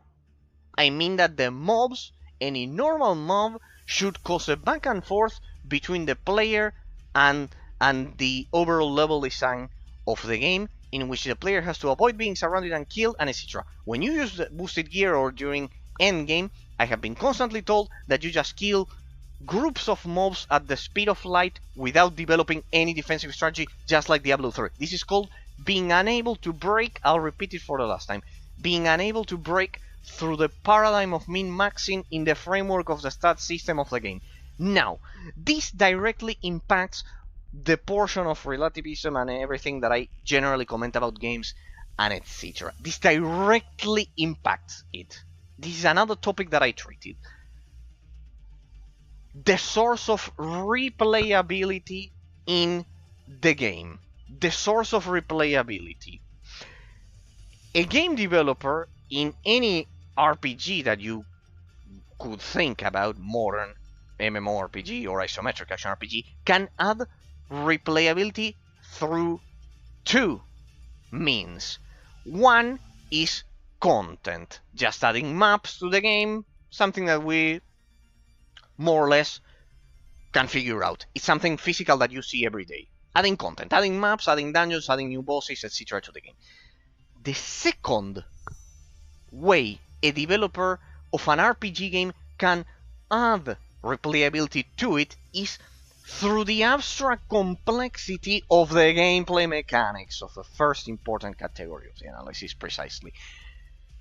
Through adding increasing the abstract complexity of the gameplay mechanics. Now, a perfect game has both of them. It is quite complex. It takes and what do I mean by complexity? Let's define abstract complexity of the gameplay mechanics. The amount of time that it takes for the player to be effective in combat and master the gameplay mechanics of the game. When there's a lack of proportion, a lack of proper balance between the first way of adding replayability to the game that I mentioned, the content, and the second way of adding replayability to a game, which is the abstract complexity of the gameplay mechanics, when it is not like this, when it is not balanced, and this happens, it's when people generally say, psychologically, precisely, that the game is boring. That the game turns boring. That the game is repetitive. When generally the professional game reviewers and etc. that they don't do all of these things. That's why I think the reviews online are terrible. And I always say it. Psychologically, the person is trying to say when the game is repetitive or boring, is trying to actually say that there's a lack of proportion between one source of replayability and the other one, the two that I mentioned. You'll see that the empirical evidence also follows the theory, people. What I mentioned, not being able to break through the paradigm of min-maxing. In this game, once the players reach the end game, what happens? It's the opposite case. It's the opposite case that I described. This one is the abstract complexity of the gameplay mechanics. It's low.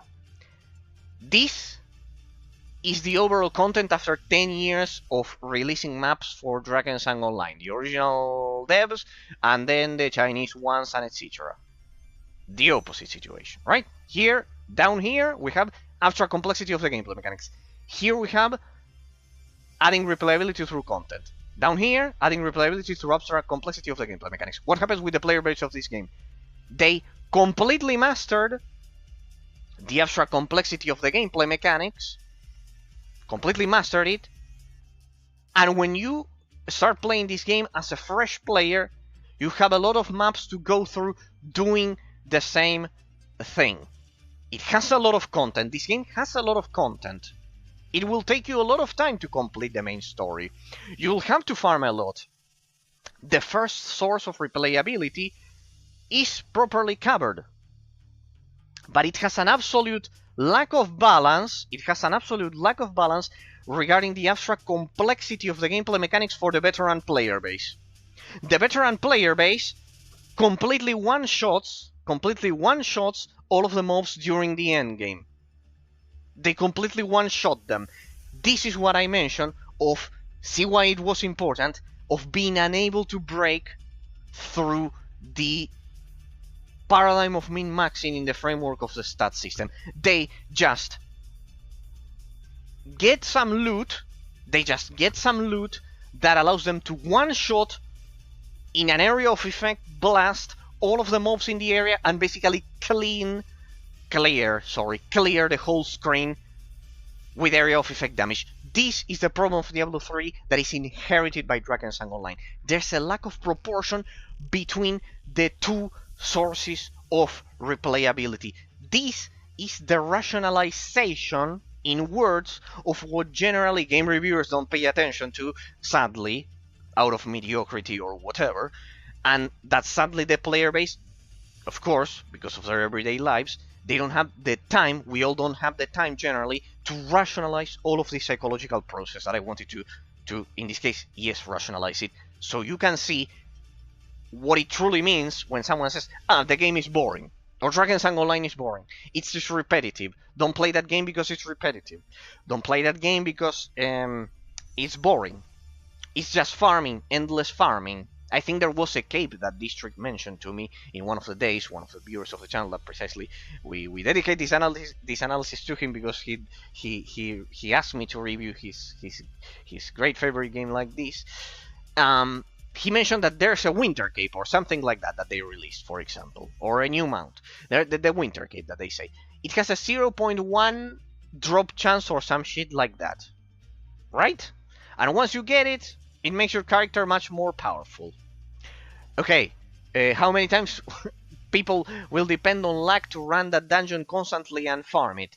See, a lot of replayability, the player doing the same gameplay loop added through content. The fucking cape is 0.51% of getting the drop and everyone is driven crazy by it. But then a low abstract complexity of the gameplay mechanics for the end game for the player base. You cannot have that to have a perfect game experience. It needs to be balanced. That's why World of Warcraft is so successful. That is why Path of Exile was more successful than Diablo 3. That is why a lot of isometric action RPG games are successful, because they have a balanced source of replayability by these two sources precisely that I am mentioning, that it is composed of the amount of content, how many maps. You cannot have a game that is finished in 1 hour, then it is a mess as well. That would be the other case that I mentioned initially, having low content and a lot of abstract complexity. The game is extremely complex and etc. and amazing, but if it lasts only 1 hour, well, you may enjoy it, you may say it's the best game ever, subjectively, but in objective terms, in a metaphysical plane of time and space, you won't remember it, because the human brain works through repetition, people. A game that only lasts 1 hour can never be the best game of all time, objectively, of course, even if the gameplay mechanics are perfect. Why? Because the source of the difficulty, the source of the replayability, sorry, I was talking about the first one. The source of the replayability is not balanced. It's the opposite situation of Drakensang Online and Diablo 3. Imagine having perfectly abstract complex. There you have the stat system, for example. There, it's a miracle that I knew that I had brought it for a second there. Here you have it. There you can see that I cannot influence it through here. Like, there should be, what happens in most isometric action RPG games is that you have a plus sign right besides it, and you just increase by percentages this, or your base attack damage, or etc. Here, you can see that you cannot interact with it at all. It's only through the wisdom skill tree. That's why it's partially limited in that sense. Okay, but pretty much, that's the idea. This game suffers that situation, that phenomenon from Diablo 3. Lots of content for any new player. It will take you a lot of time to finish the game. But the source of the replayability, then, once you master the main gameplay loop, since it doesn't have a sequential, since it only has one sequential branch of the skill tree, which is 25% of it, it is quite poor compared to the 100% case of World of Warcraft and a lot of isometric action RPG games. Think about Van Helsing, a double-A game as well, developed by it and etc. Pretty much, when you have a skill tree that is non-sequential, lowers the abstract complexity. When you don't have a global cooldown, making you able to spam abilities endlessly, you lower the abstract complexity of the gameplay mechanics. When you let the player loot a piece of gear that clears the whole screen in one click because of the min-maxing that he previously did, you are lowering the abstract complexity of the gameplay mechanics. So this game has low abstract complexity of the gameplay mechanics for the end game content and high amount of content, of raw content, of maps added throughout time. That will be the situation that you'll have. Not the ideal one of being perfectly balanced with a lot of maps and a lot of complexity.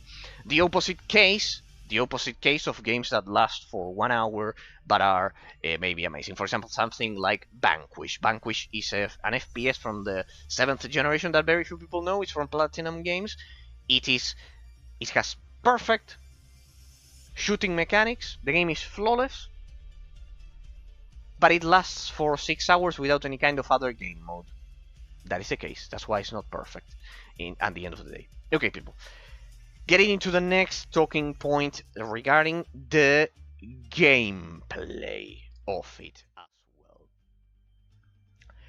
Getting into the next point. We have already described everything related to the player, the skill tree, the stat system, the pacing of the execution of the abilities, etc.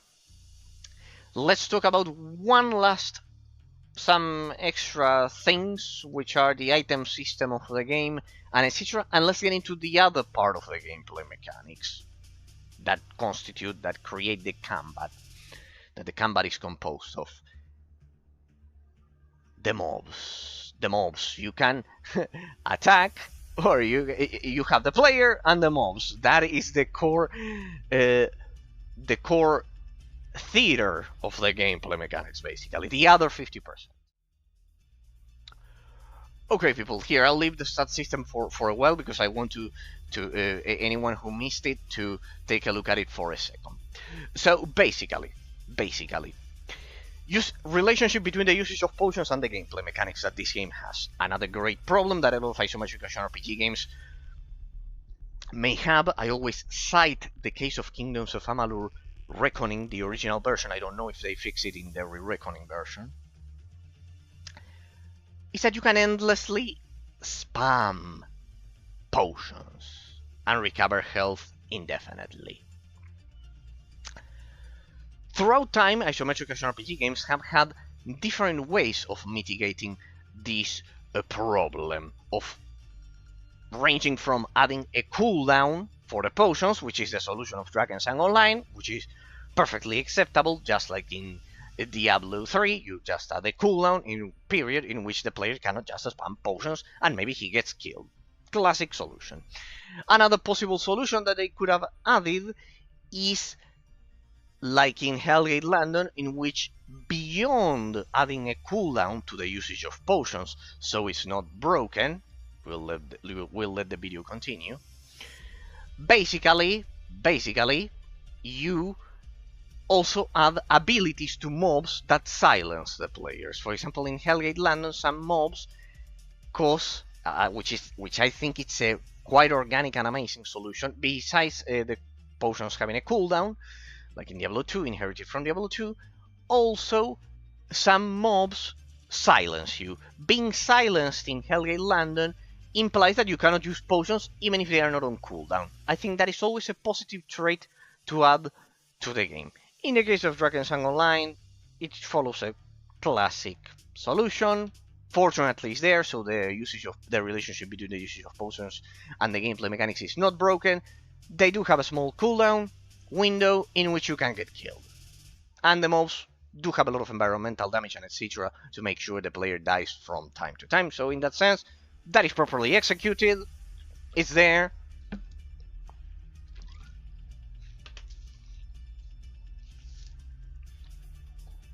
And I'm glad that they designed it like that. I would have added some extra elements, but well. The other thing that I wanted to comment is, before we get into the mechanics with the mobs regarding armor break and the elemental stat system of the game, is the essences. They are the small orbs that you see down there in the bottom, in the center right corner of the ability bar that the player has. They can be gray, green, blue, orange, and they exponentially increase the damage of the player by 100%, 25%, 50%, 100%, 200%, and 300%. I think they were. Just using my memory here, I could be wrong. Well, basically that is the case. There you can see that I have 696, basically down there. Well, you consume each of them every time you perform a basic attack, and they just increase your base basic attack. It's a unique solution. I haven't seen it in any other isometric action RPG, so it has a lot of originality. In that sense. The essence system, I liked it. I'm a player who doesn't like using consumables in isometric action RPG games like potions and etc. Or adrenals in Star Wars: The Republic that increase your, for example, your damage for 20 seconds or something like that. Like in a pinch, you can do that. Okay, I think it's a unique system. That it was a good idea that they implemented. The essence system, I think it works. I would have added special features beyond. For example, some enemies are only damaged by light essences. I think that was a quite good interaction of the item system with the gameplay mechanics, that you can only damage some enemies with light essences, for example. That is pretty well executed. I will praise that. Yes.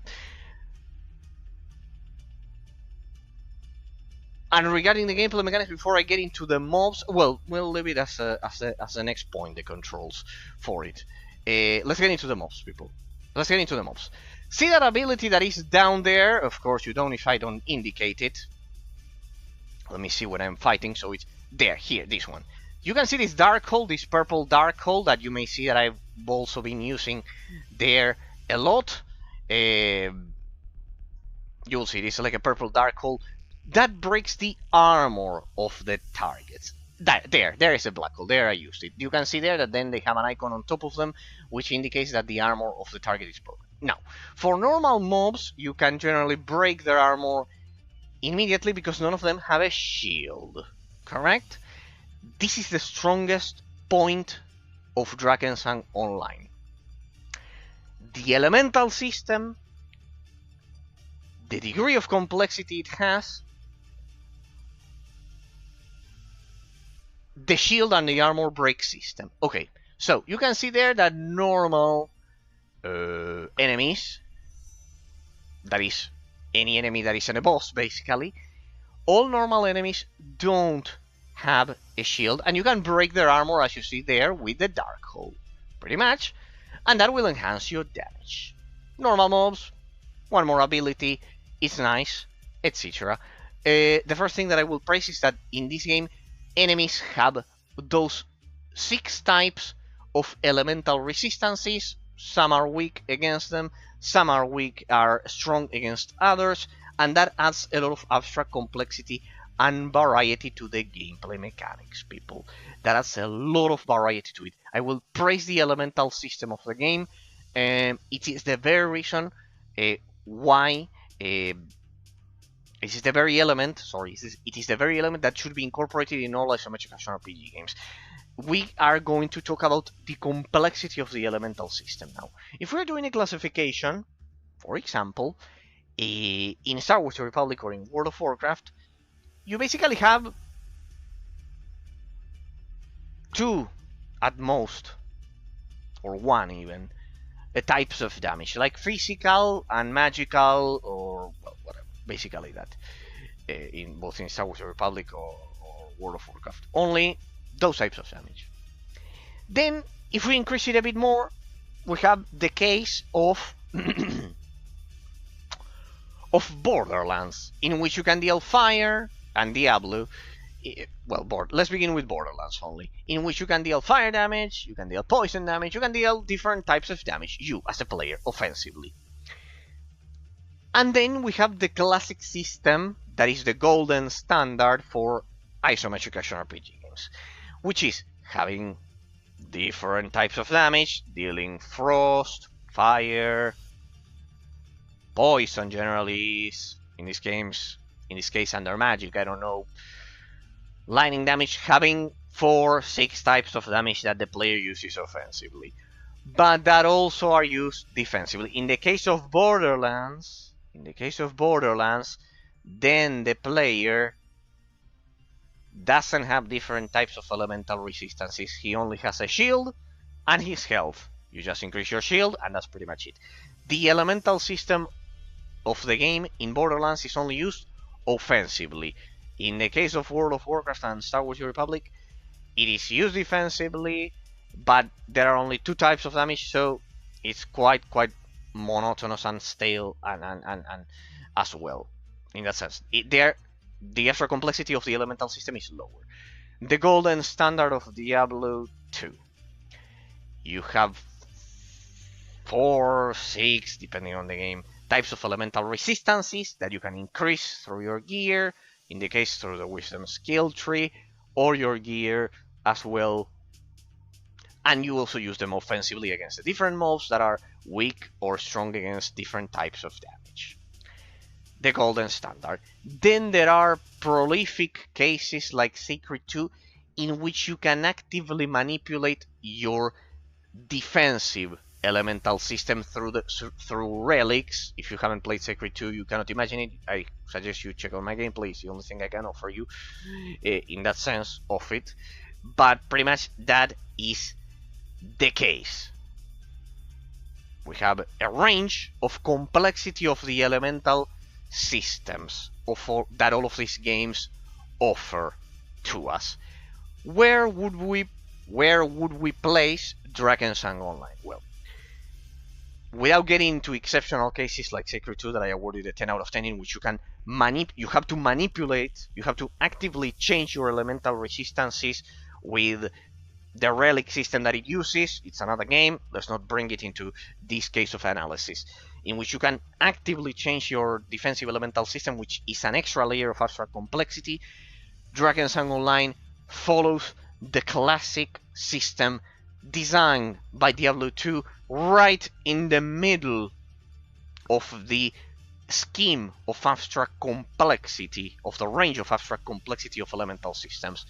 It has elemental resistance. It has an elemental system that is used both offensively and defensively. The player has to care about his elemental resistances defensively in a passive way that puts it one scale below Sacred 2, in which you have to handle it actively. In that sense, Sacred 2 has been the best I've seen in a good while. And you also deal different types of damage against different types of bosses and mobs. On top of that, if we are talking about boss fights in this game, you first have to break the shield of the boss, and only then, taking advantage of the elemental system in an offensive way, and only then you can proceed to break the armor of the boss to enhance your damage and, for example, affect it with the elemental effects of the game, of the player. Sorry, that the game provides to the player. Sorry, pretty much. For example, the Frozen Sphere ability that you see there, that I used against a lot of bosses, you can only freeze the boss once the shield is broken. This interaction between armor break, destruction of the shield, and the elemental system of the game used both offensively and defensively, I think it's perfectly executed.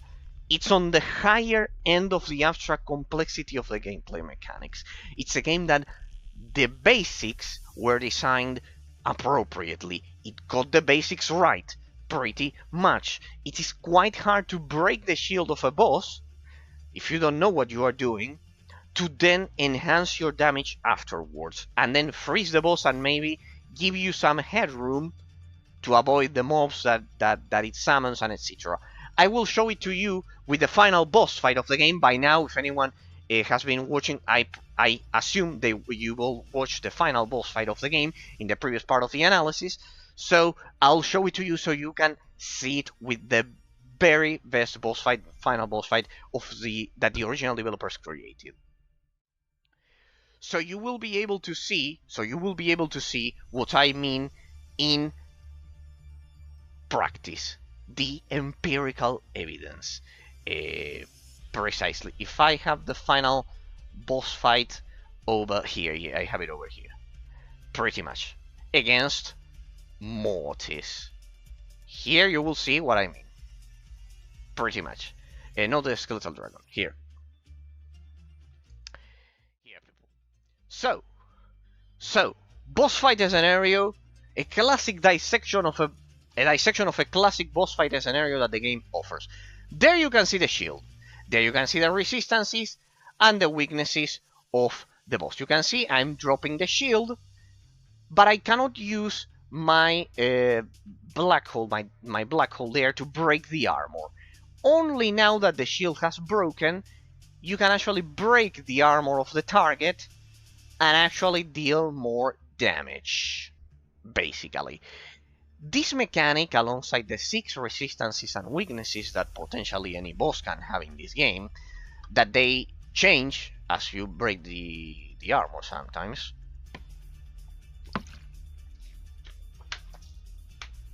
create the highest abstract complexity of the game, and it's in its elemental system. I will praise the elemental system of the game 100%. If you think about other games like Diablo 2 or Fate or Titan Quest, in which the types of damage are there and they are used also defensively, here the fact that you can also have to deal with the shield and break the armor, there you can see that the normal mobs I could break the armor easily. Well, pretty much it adds an extra layer of abstract complexity. Is it the highest I've seen? No, I would say Secret 2 is higher, but this one is definitely on the higher end.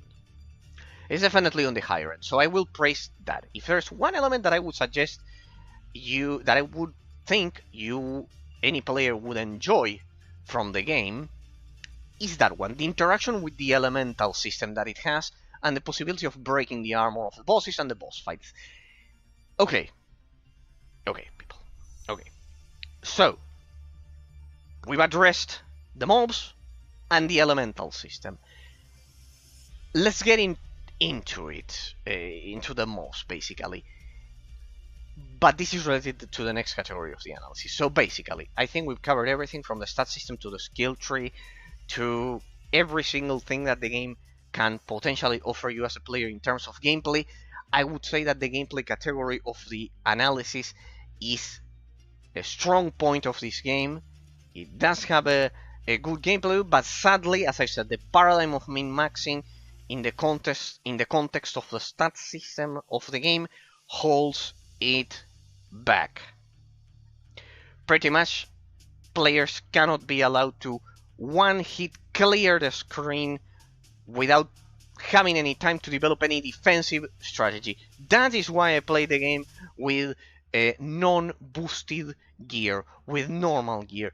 That is why the game I tried to play it as it was, as much as I could, as it was originally meant to be played by the German developers and not the Chinese developers that then acquired the studio, with non-boosted gear. I even farmed once to experience the pain of the players, to see the problems of the level design, the second category we'll get into.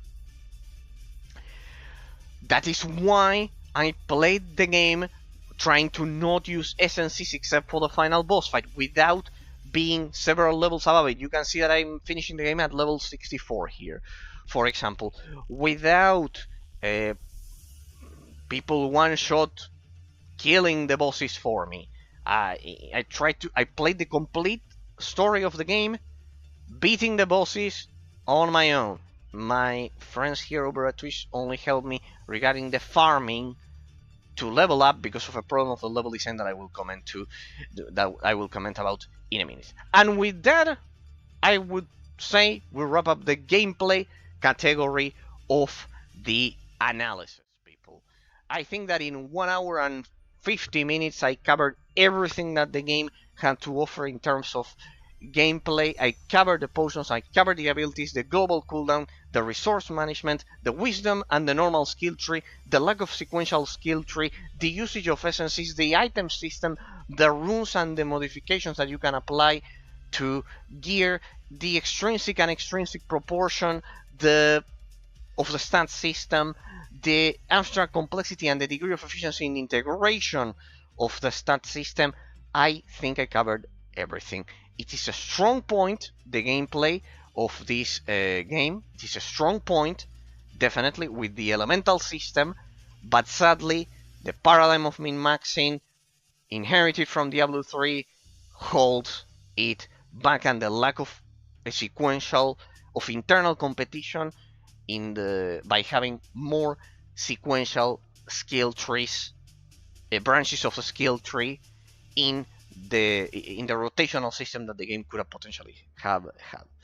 Okay, second category of the analysis, people, the technical category. This one is going to be tricky, people. Let's get into the second category of analysis, the technical category. So, Drakensang Online was that is generally quite short. If I forget about anything about the gameplay category, then I get to it. But I think it was quite integral in 1 hour and 15 minutes. So basically, in terms of the technical aspect of Drakensang Online, it has been updated a lot throughout time. It is playable at unlocked frame rates and the resolution. I will comment something that I highlighted, which is the fact that some of the 3D models should be updated. For example, the fireball, when you spam the attack, is still a rolling 3D model that impacts the mobs. That is easy to change. For example, I have an offline World of Warcraft server that I cannot showcase on stream, of course, in which a team of modders basically changed the 3D model from 2004 of the Wrath of the Lich King expansion of World of Warcraft, and they turned it into just a concentration of bloom, basically of brightness, of fire brightness, that feels much more natural.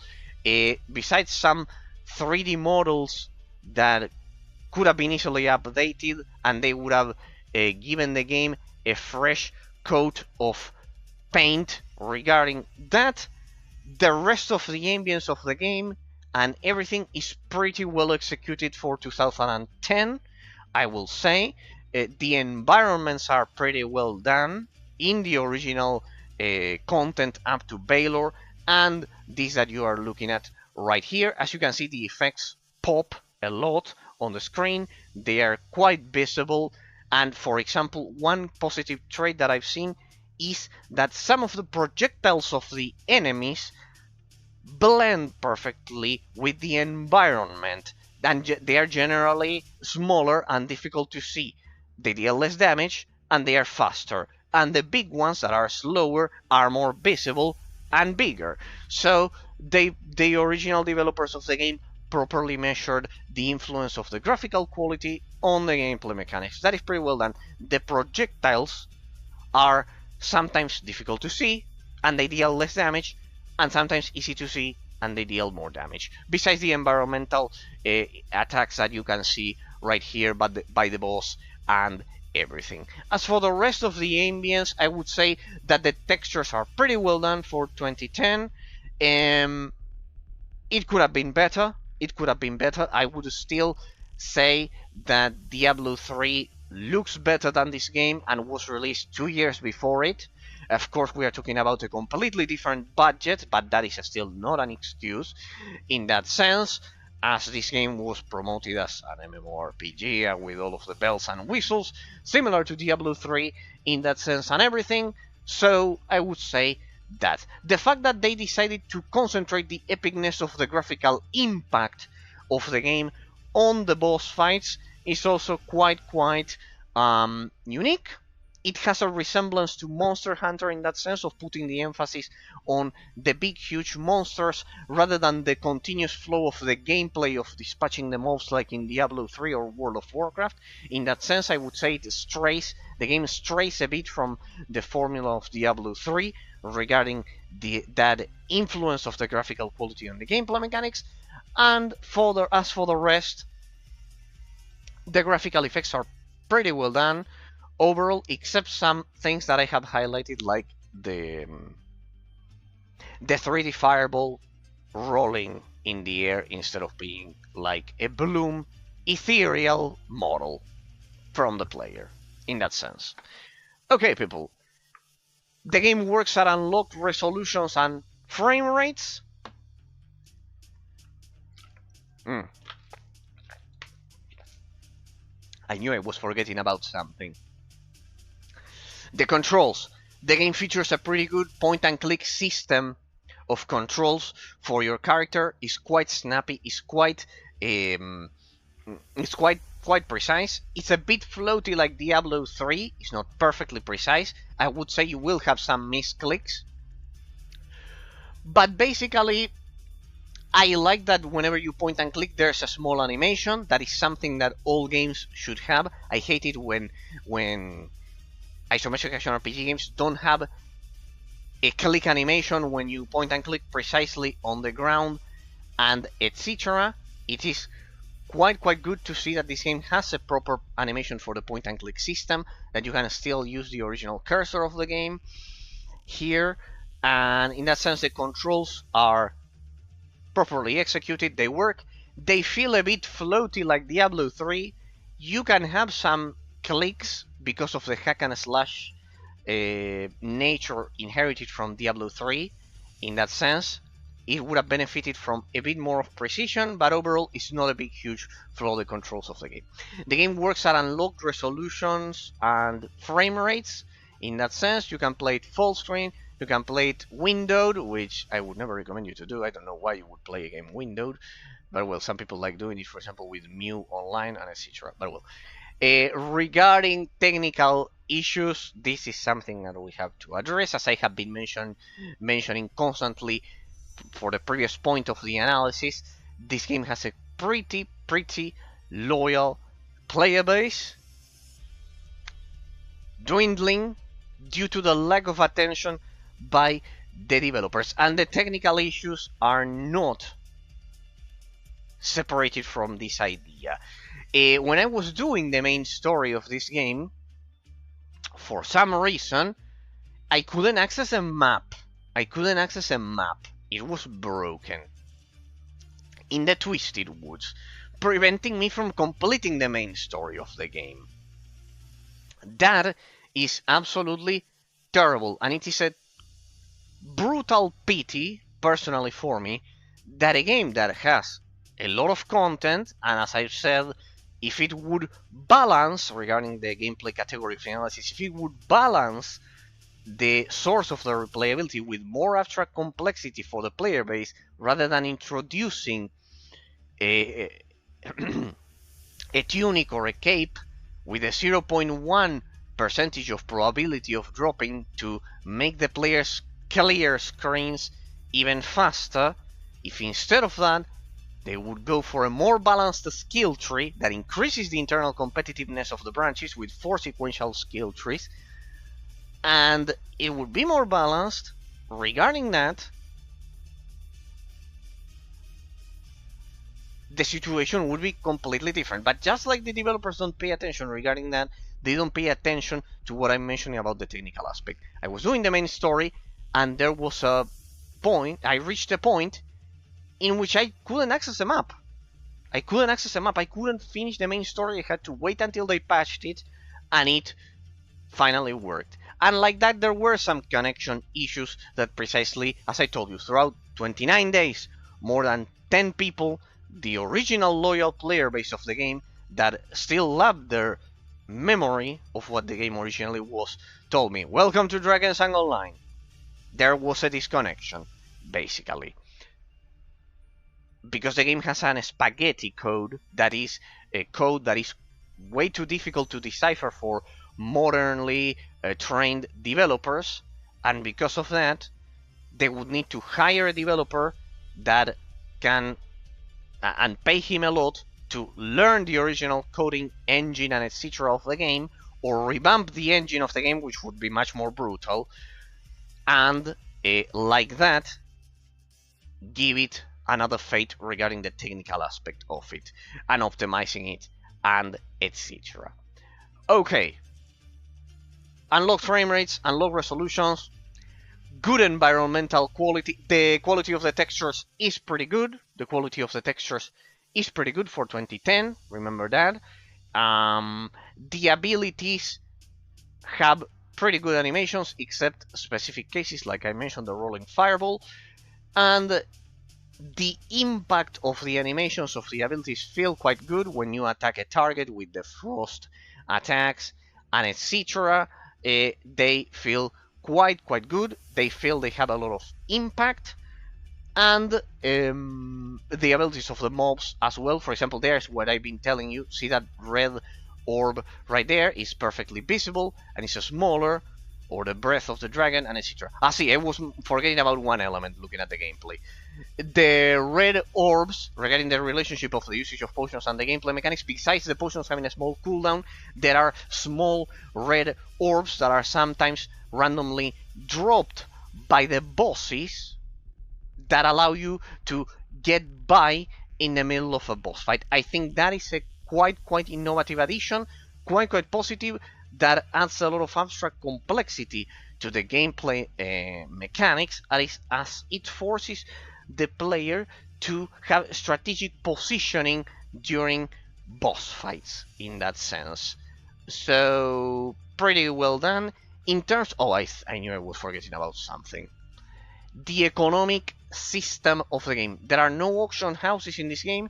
You have to loot everything, and the relationship between the reward punishment system of the game and the economic system. Basically this game, every time you die, you either respawn over at a town, or if you have a revival spirit there that you can see, Mighty Spirit Guard, there it revives you right into place. They cost a lot of undermount, pretty much, for the normal economy of the game for any player that starts. Or you have another one that that revives you, or you can revive like with undermount, or you can pay undermount, basically. As you can see, it follows the economic system of World of Warcraft with bronze, silver, and gold. Basically, you will pay for the important things in gold, and then you have the in-game cash shop, the Chinese portion that they incorporated, in which you have then undermount, which is that purple thingy over at the left, and then you have materials there for the crafting system that you can see down there, the one that says 5,754. You have different materials for crafting different parts of the gear, or stones, or whatever, or the different diamonds and etc. to enhance your armor, and pretty much that's it. Basically, you have the materials here, the undermount, in-game cash. The game has turned into pay to win in its final phase with the Chinese company, and basically that is a huge complaint of the player base. I would add an auction house to this game so players can trade in between them. That will lower the prices of crazy mounts selling for 800 euros or crazy pay to win stuff like that. That is absolutely terrible, 100%. You can also use gold to finish the main game alongside. You basically sit around 10k undermount if you played like I did, just doing the main story in that sense. Okay, so pretty much that. I would make it so there's an auction house in which the players can commerce in between them and sell the mounts for in-game money, like the gold instead of the undermount, so the players that farm a lot can actually play the game without the premium membership that is generally what keeps the game alive, I bet, in which some players pay for the premium membership and they get, for example, more more stuff to play in a preferential way. The inventory is terrible. As you can see there, I'm showing the trinkets that I mentioned earlier. There, the runes with the trinkets inside of it, you place them inside of the runes and you get boosts. Regarding the inventory system, it is quite limited, quite limited. It is absolutely ridiculous in that sense, quite slow, quite terrible. The inventory should be a bit bigger for this game, should be bigger in that sense. It should be bigger, should be much bigger. It should be much bigger so the player can comfortably switch between items in that sense. Okay, regarding the technical aspect, to wrap it up, you will find bugs, sadly, because of the lack of quality control of the modern Chinese developers. But the game originally back in 2010, had a lot of good ideas and a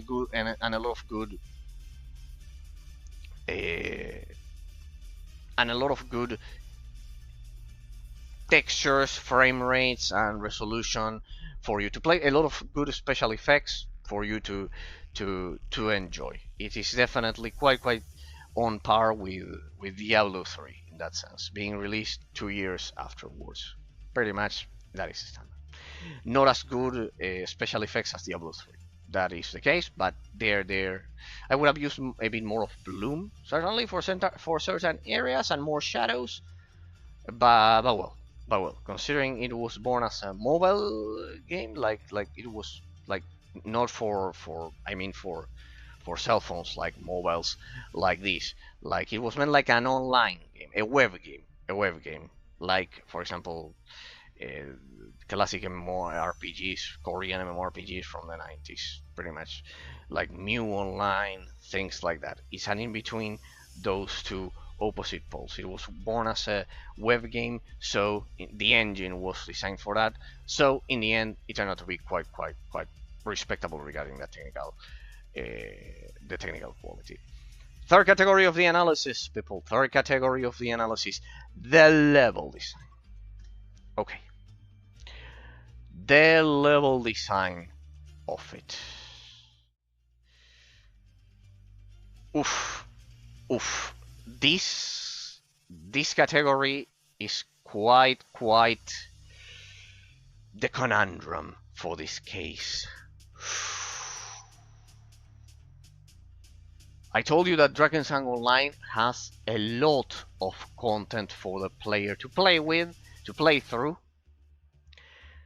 but the actual complexity of the gameplay mechanics ends up being low for the end game, pretty much.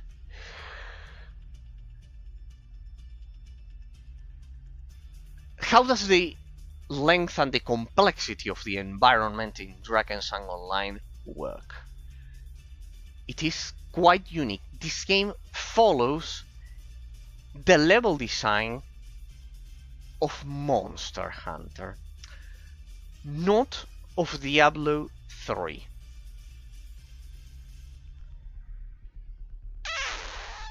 Why do I say this? Because in this game, there's a predominance of crafting above a common cohesive element of the story, in the case of Diablo, beating Diablo itself. In this game, crafting is the protagonist rather than the story that the game may have, which is the next category of the analysis, the Grandeur. But they are intrinsically related in this game. The level design is influenced by the crafting. What's the gameplay loop in Monster Hunter? You kill monster, big huge monster, you get the materials, you produce better loot. Correct? It's like that. What is the gameplay loop in Diablo? Well, you do have a story and a common that acts as a common element that unites all of the components of the gameplay that Diablo 3 has to offer to the player. In that sense, it's not the case with Drakensang Online. Why? Because Drakensang Online makes a lot of storyline decisions that I will get into the next once we get to the next category, that make sure that the case is that crafting is the protagonist of the level design, and the gear and having better gear, basically, rather than any story or anything at all. Okay, so the level design is like Monster Hunter, influenced by a heavily predominant extrinsic stat system that I mentioned earlier. You need the loot to be more efficient, to kill faster, and etc. That breaks the paradigm of min-maxing, so I think it ends up being a negative influence to the game, as the players one-shot clear the screens, except for the bosses. And that is the second element, precisely why I put the emphasis that is like Monster Hunter. This game puts the emphasis on the boss fights, rather than the whole experience of the journey of doing a story and maybe killing the mobs in that sense. So pretty much you'll find a level design structure like Monster Hunter. I think this is terrible. And once we explore the relationship with the story, you will see why. I think this is terrible. There, for example, you can see that there I collect materia fragments, or I collect undermant, or whatever. I think that is terrible. But the most critical flaw of the level design is that the players are limited in the main story by their level. You cannot proceed beyond certain points of the story without leveling up your character to a certain level in that sense. The story just blocks, it gets locked, and you don't even see the main quest. And the game doesn't tell you anything about that. If it weren't for the long list of people who have been accompanying me throughout the streams of Drakensang Online, I would have lost an idea of what to do, probably in the early game gameplay mechanics, because at some point the main quest of the story disappears without the player being told why or what he has to do, pretty much, because the player, then I was explained, is locked out of the story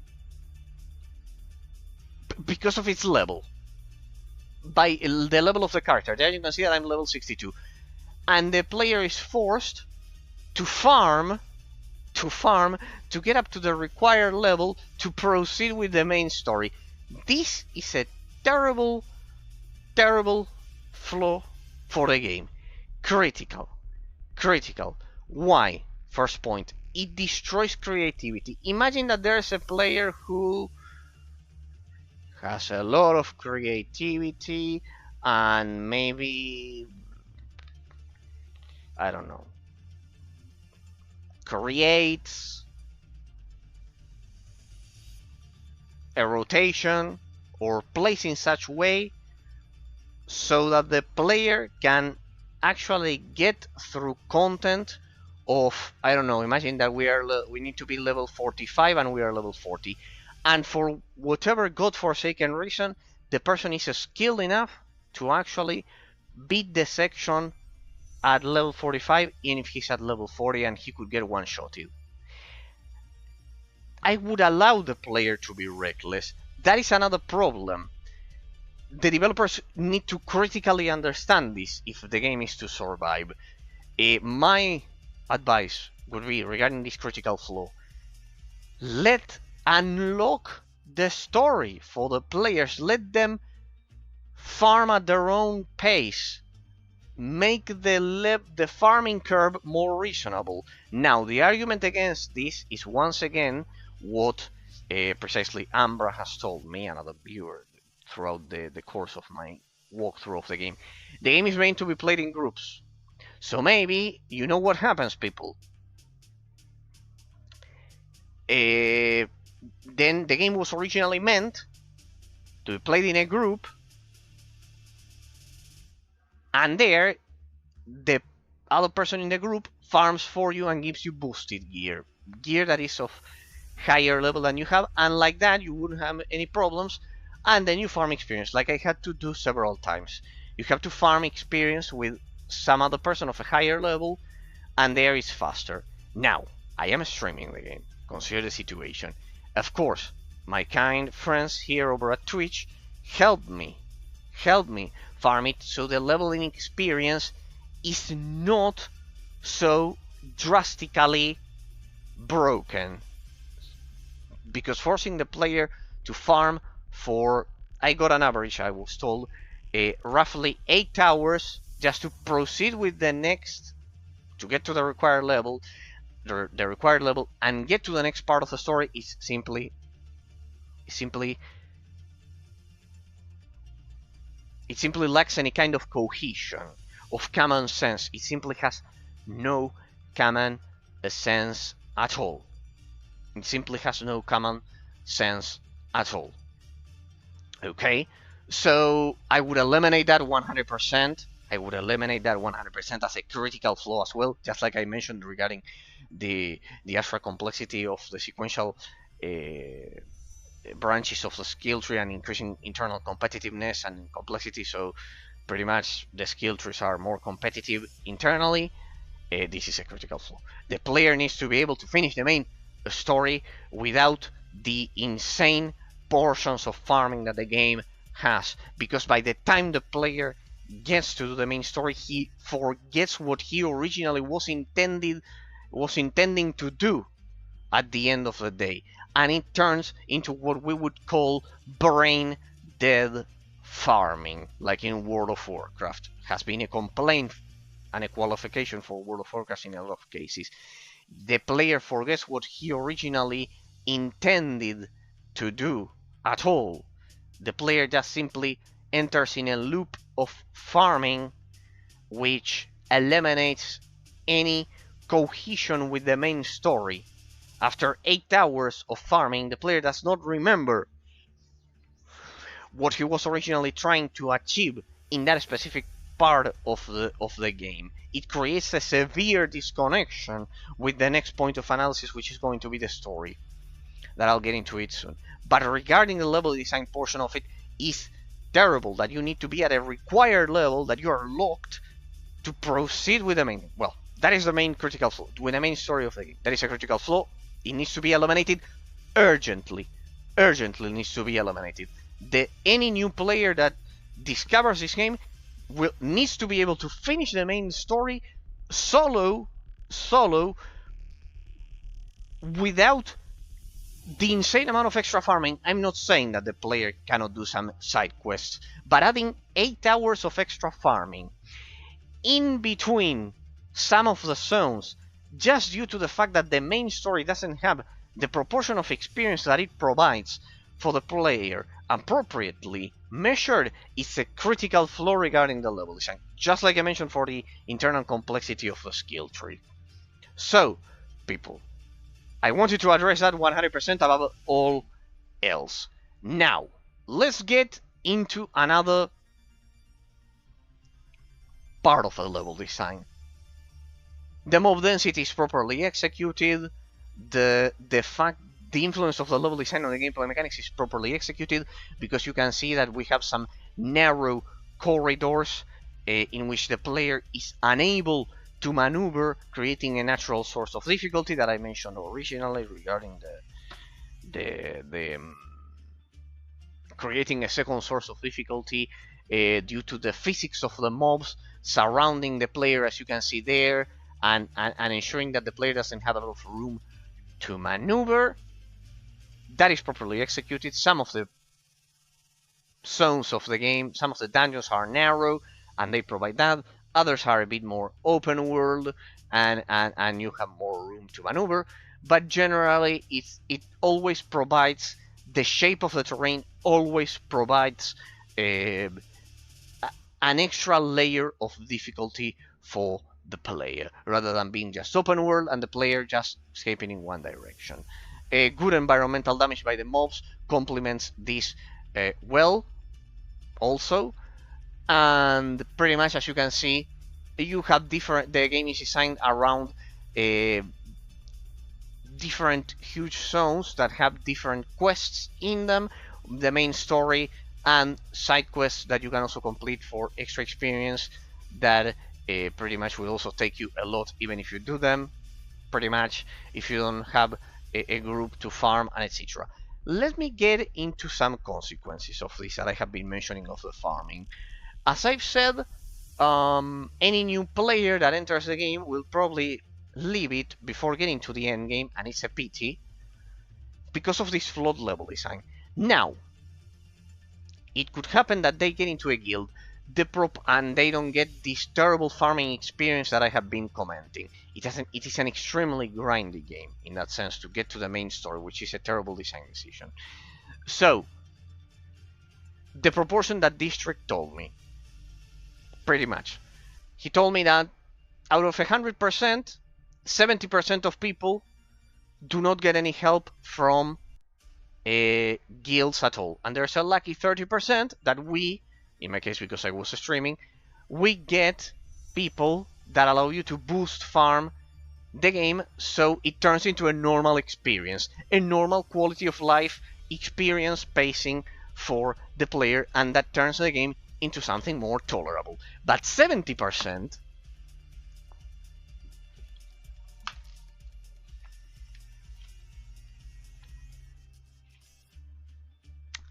70% of new players who join this game will not be that lucky, and they will most probably leave the game silently once they understand how grindy it is, or it has turned into so far.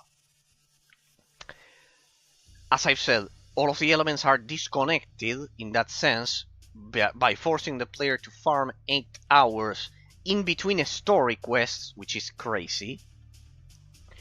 To the point the player will forget what he was doing originally in that sense. And that is way too difficult for any player with all of the modern quality of life improvements. And you know that I'm an old school player. But it is quite difficult for any player to hold attention for prolonged periods of time like this in the game. If on top of that we add the fact that the story is not voice acted and all of the things that I will talk about in the Grandeur categories analysis of the analysis, it causes a terrible situation in which the player doesn't understand why he has to farm. The player won't understand why he can proceed through the main story of the game. The leveling experience pace needs to be changed. They need to make it so it's not so grindy for the main story. And they would need to voice act it. That's regarding the next part of the analysis. But basically that. Now, someone could argue that it's like an MMORPG, it's like World of Warcraft. If you don't criticize World of Warcraft for this, why would you criticize Drakensang? Well, my immediate argument there would be that World of Warcraft has, first of all, it has legendary cinematics that constantly remind the player of what's going on in the world. It has a much better awareness context provided to the player with the Lich King, with Illidan, with etc., with memorable characters that, on top of that, they were coming from Warcraft 3 already. In the case of this game, since they didn't get the license, there was a clean cut. So it's way too difficult for anyone to just farm mobs for hours to level up, pretty much, without understanding why the person is fighting. Okay. So, level design. Regarding the rest of it, basically there's one boss per zone, or 2 or 3 depending on the zone. It has 1, 2 or 3 bosses per zone, one story boss at least, and pretty much that story boss is the one that you need to beat to proceed to the next area. It has different zones until just finish the main story. But by the end of it, you won't remember why you started your journey at all. That is a problem. The areas are isolated, the stories are self-contained, except by the end of the game. They're like self-contained in that sense. Like every single area is dissociated from the next. With the boss, you kill the boss. Ah, well, that thread is over. Let's get over to the next one. Which is also terrible. Pretty much. So that's regarding the level design. What else could we say about the level design? Pretty standard isometric action RPG. The dungeons respawn the mobs. If they are public, if they are like an instance only for the player that is created, they don't. And regarding the objective variety and the mob variety, it does have good mob variety. Standard, you have from worms to demons to stones, everything. Pretty standard fanfare isometric action RPG. Nothing to highlight regarding that. It's pretty standard, well done. You have goose as well. Everything. I would say it's a bit on the low side. Because it recycles the enemies for some of the zones. That shouldn't be the case, honestly. They should have made it better in that sense. They should have made it better with more variety. Pretty much that. The attacks of the enemies are quite varied, especially the boss fights. They have a lot of quality. The boss fights have quality. You will have things like, for example, I remember the boss fight at the beginning with Callus, in which all of the ground got covered by one of the attacks and it killed me constantly. There's another one with a machine engineered by the dwarves that you have to interact with some tubes for it to weaken it, but it's always around the same things. The boss fights, I would say, they are the high point of it. Once again, regarding the level design. And the one thing I would also highlight, though, as another negative, is the lack of objective variety. Now, I always mention this influence of the level design on the gameplay mechanics with the classic escort quest. You can have in a game a escort quest that creates a different source of difficulty due to the influence of the level design on the gameplay mechanics. For example, imagine that I have to kill a mob, right? I just have to kill a mob. Classic standard isometric action RPG fanfare. It is completely different if I have to escort an NPC that can potentially die, in that sense, an NPC that can potentially die, because it changes the source of the difficulty. Even if I make it through the fight, as a player, with my good attacks and everything, and I deal a lot of damage and I can dispatch the foe, maybe it happens that my escortee gets killed. Even if I could survive the fight, kill all of the mobs, maybe it could happen that my escortee gets killed from one point to another. And I fail the quest. And I'm punished by the reward punishment system of the game. In the case of the economic reward punishment system of this game, if you fail the quest, you can just start it again, so there's no economic punishment. Sad. If you die, yes, you have to pay Underman to revive, or revive at a town, and you also lose the cost of opportunity, the amount of time it would take you to go back to the mob. Pretty much that. It's just that. You don't have to go back to your corpse like in World of Warcraft. You don't lose your loot like in Ultima Online.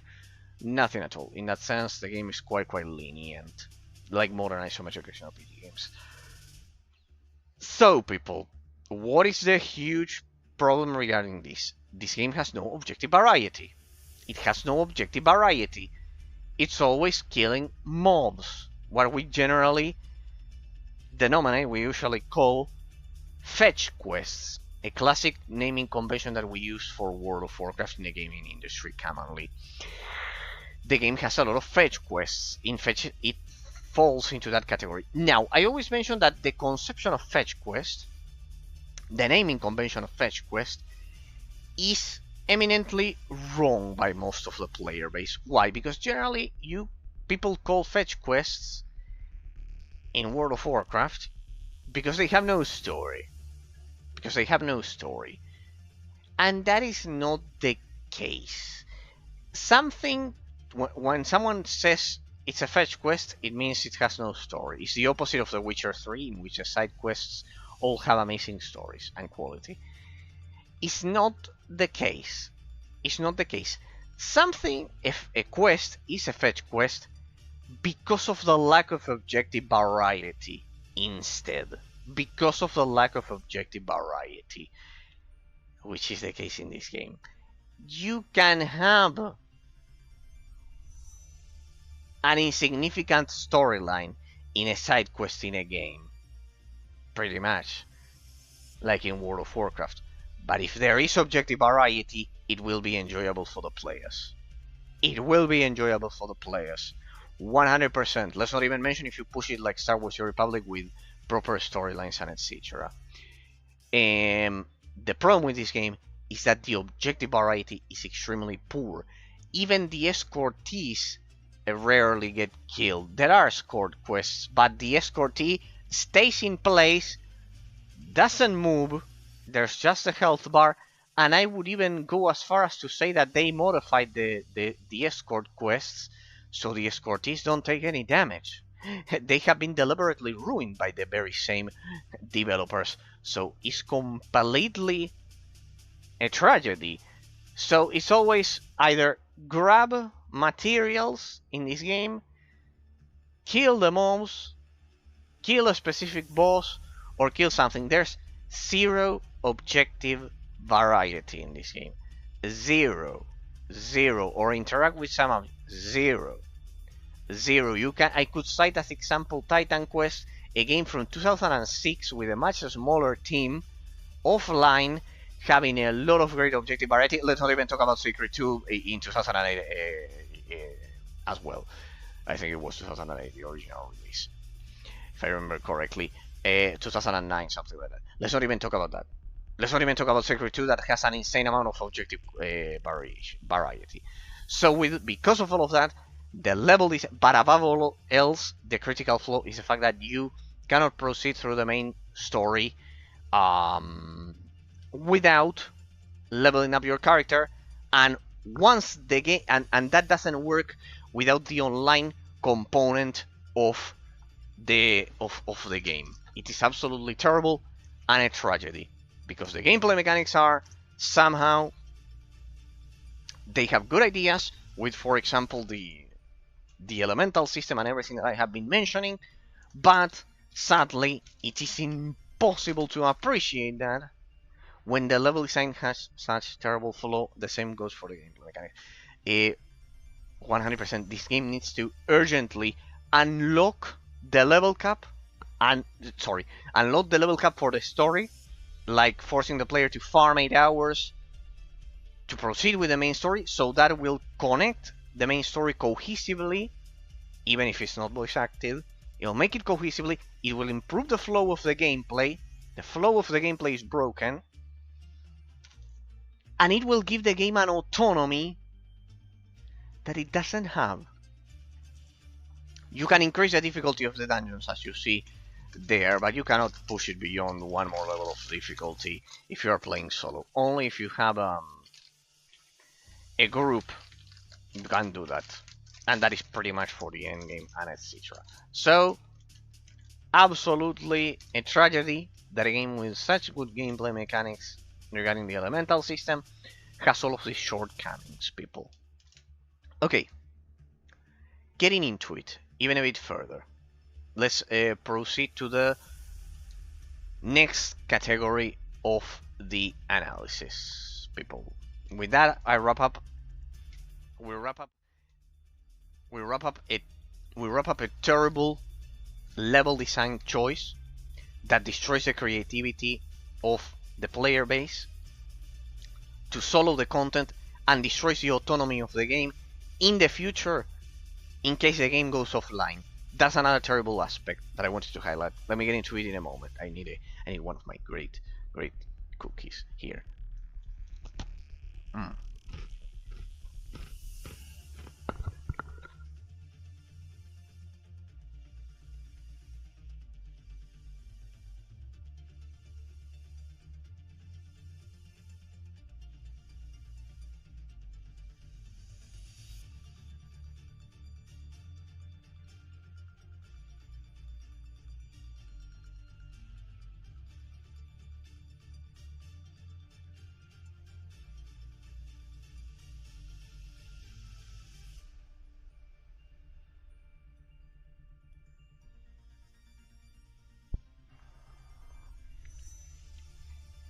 Let us imagine, people, for a second,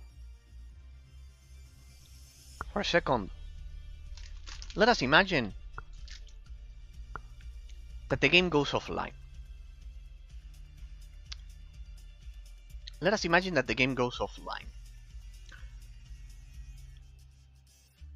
And evaluate two different situations.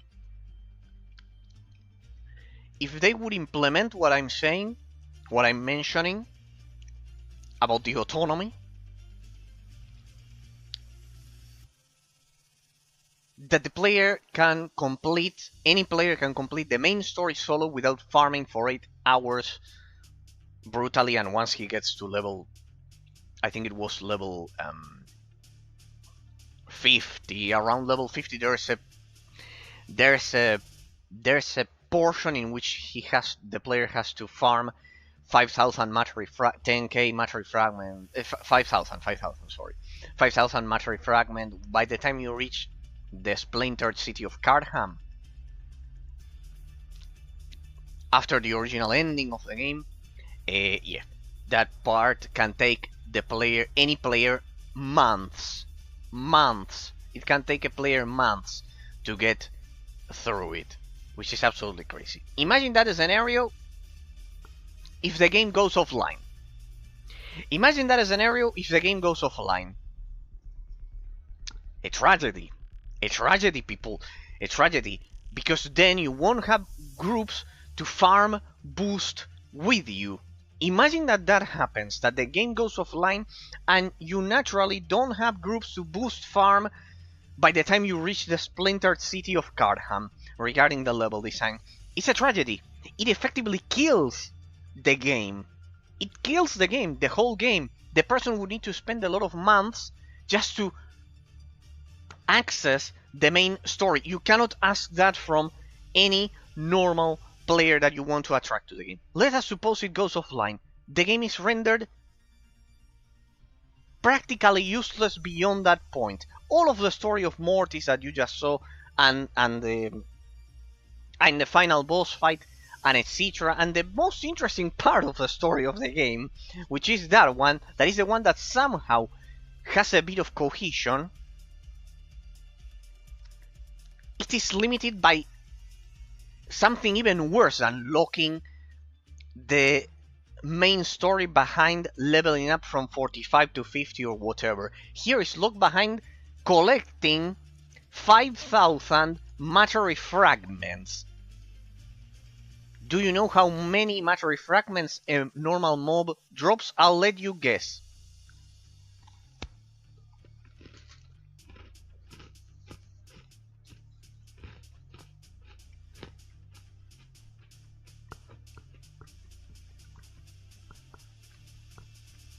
$20.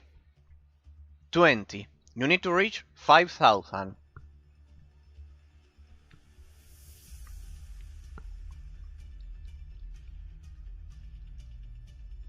You reach that part of the level design at level 50. The mobs are level 80. It forces infernal difficulty. Yes, infernal, some shit like that. Parallel world, infernal, something like that. Parallel world difficulty. There, parallel world difficulty. It forces a level 80 difficulty when you reach level 50. Imagine if the game goes offline.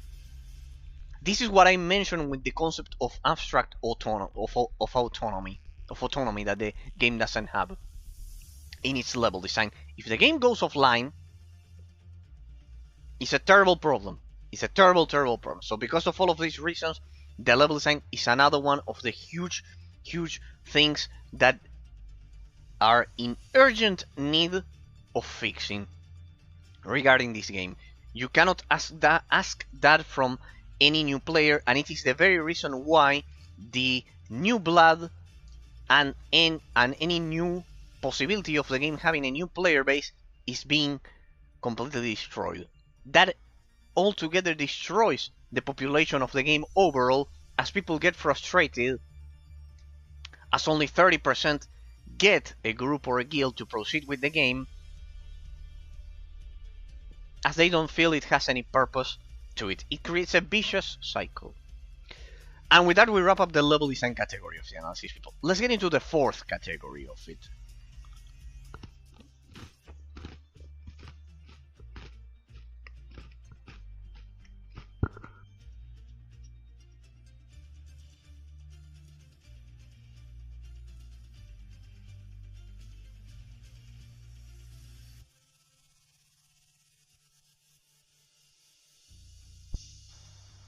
The Grandeur.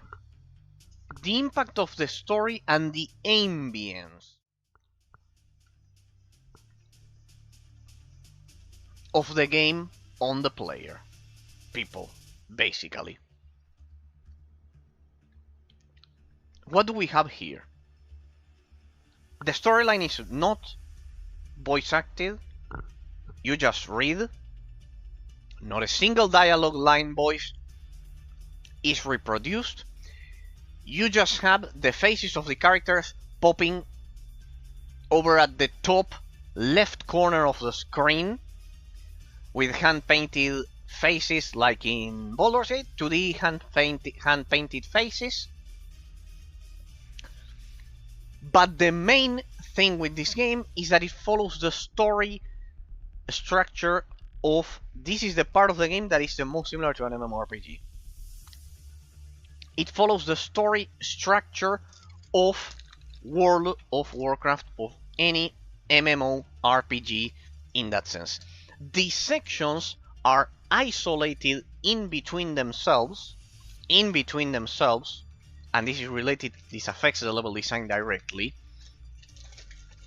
as the sections are isolated in between themselves. You have a boss that is the ruler of that section, and basically you have to kill it, but they are completely dissociated. There isn't a cohesive element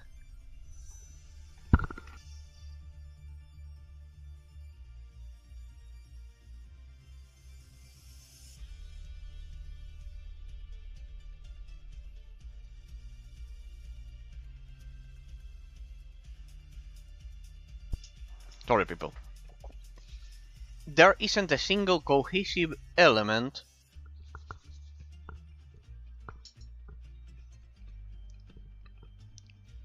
that unites all of the sections of the game, pretty much.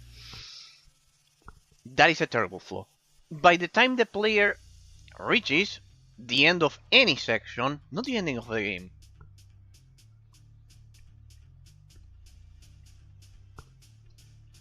every single zone that the game has, the player forgets why he entered the section at all. Who is he helping? Why is he fighting? They are completely dissociated, and this would have been easily fixed by having a common element through the Grandeur category of the analysis, through the impact of the story on the player base. Like Diablo. It was as simple as introduce Baylor, the original game, or Mortis at the beginning of the game. The Wanderer in Diablo 2. Leah in Diablo 3.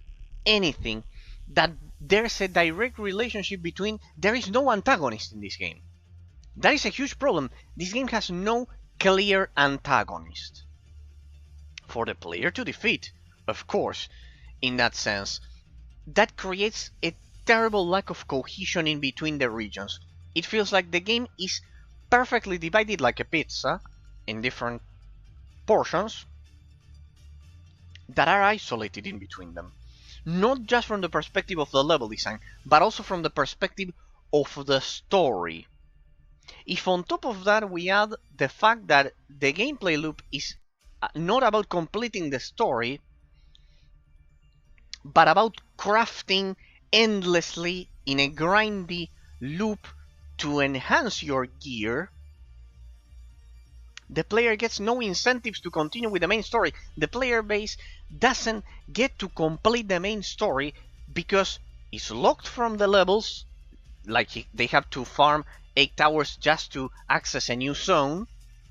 Problem from the level design perspective, but also the story is not voice acted and it doesn't have a cohesive element that connects it all. Someone could argue, okay, but Eraser, World of Warcraft is the same and it's a quite successful game.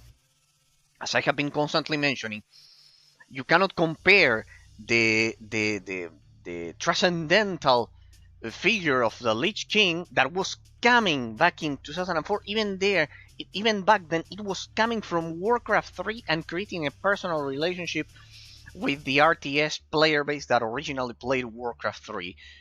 You cannot compare that to a game that didn't even acquire the license for the original name of the continent of Aventuria and had to call it Draconia.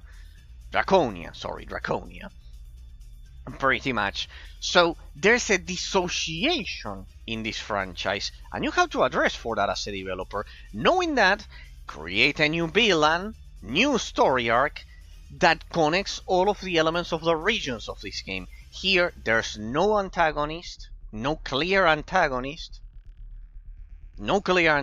just zone bosses in a very old school way. The dialogue lines are not voice acted.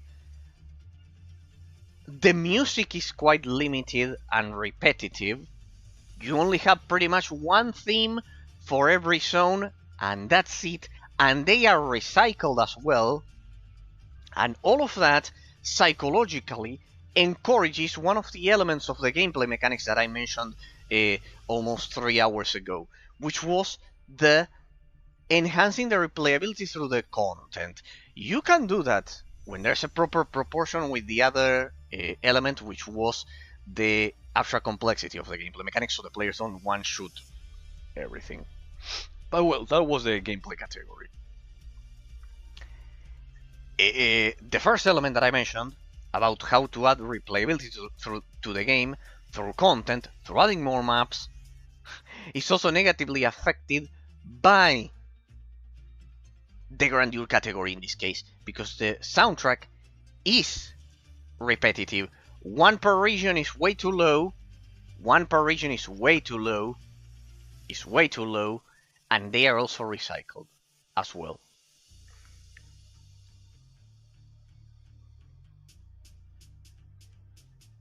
There are some good ambiences that the game has.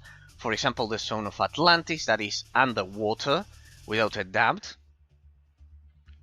The other ones follow standard European medieval fantasy, or for example, the zone of Lortak looks like the Aztecs and the Americas, and etc. Like pretty much like that. As you can see here with the bow guns, it is precisely this zone.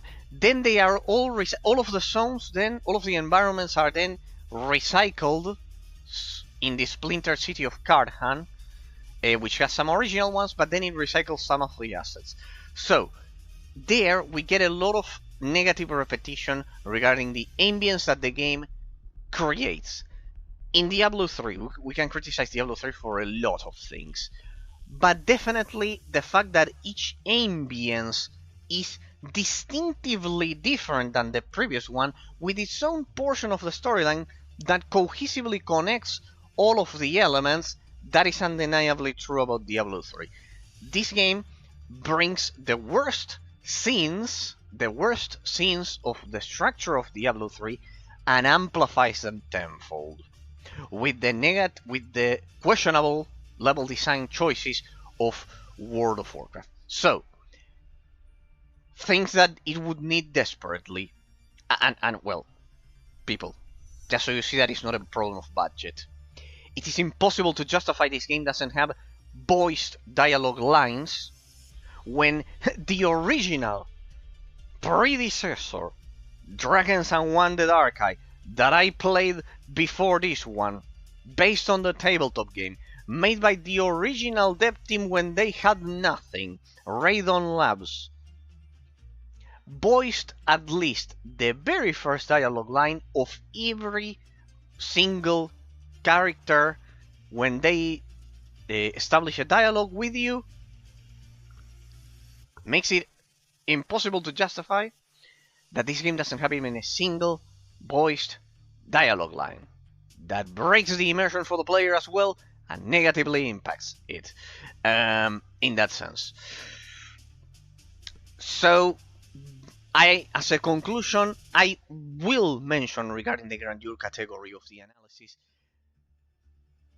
As a conclusion, regarding the Grandeur category of the analysis, the impact of the soundtrack, ambience, and storyline on the player is that the player, because of a negative relationship with the level design that forces you to farm in between unless you have a group, which in a simulated scenario in which the game goes offline eventually, it's over, you don't have any other groups to farm, to boost farm the gear and have a normal quality of life experience, which actually exposes the original flaws of the experience pacing. Pretty much we see a case in which the player will forget what he is doing. The game perfectly manages to ensure that the player does not know, the player really does not know why is he fighting, not by the end of the game, by the end of each isolated zone of the campaign. By the end of each one, you forget what you are fighting, why whatever you are fighting is a threat, why is it that you have to help a specific faction. It doesn't have the licenses of the original Drakensang, so it forces the player to just farm in a quite grindy level design without any kind of reason, because of the lock that it establishes for the levels as the player progresses through the story. And pretty much the player will forget what he's fighting for. There is no defined antagonist. There is no defined antagonist. There is no defined protagonist as well. The player, of course. No, it's not even that, because the player actually helps factions. So it goes against the very core principles of not any video game, of telling any story ever in the history of humanity. Imagine a book or a movie in which the spectator, the observer cannot distinguish the antagonist of the story, of the movie or the book. Imagine that. Would it make sense? No, it destroys the very cohesion and logic of telling a story. Now, someone could argue the game is not about story, Razor. You just ignore the story, then the game is perfect. No, because then you would need to address the rest of the flaws that I have been talking for the past almost 3 hours, people. And anyways, it does not justify including the bare minimum. I'm asking the bare minimum. The bare minimum. Just telling a simple story with some basic voice actors, so the player doesn't lose track of what he's doing in-game. That would have complemented the gameplay mechanics perfectly. Perfectly.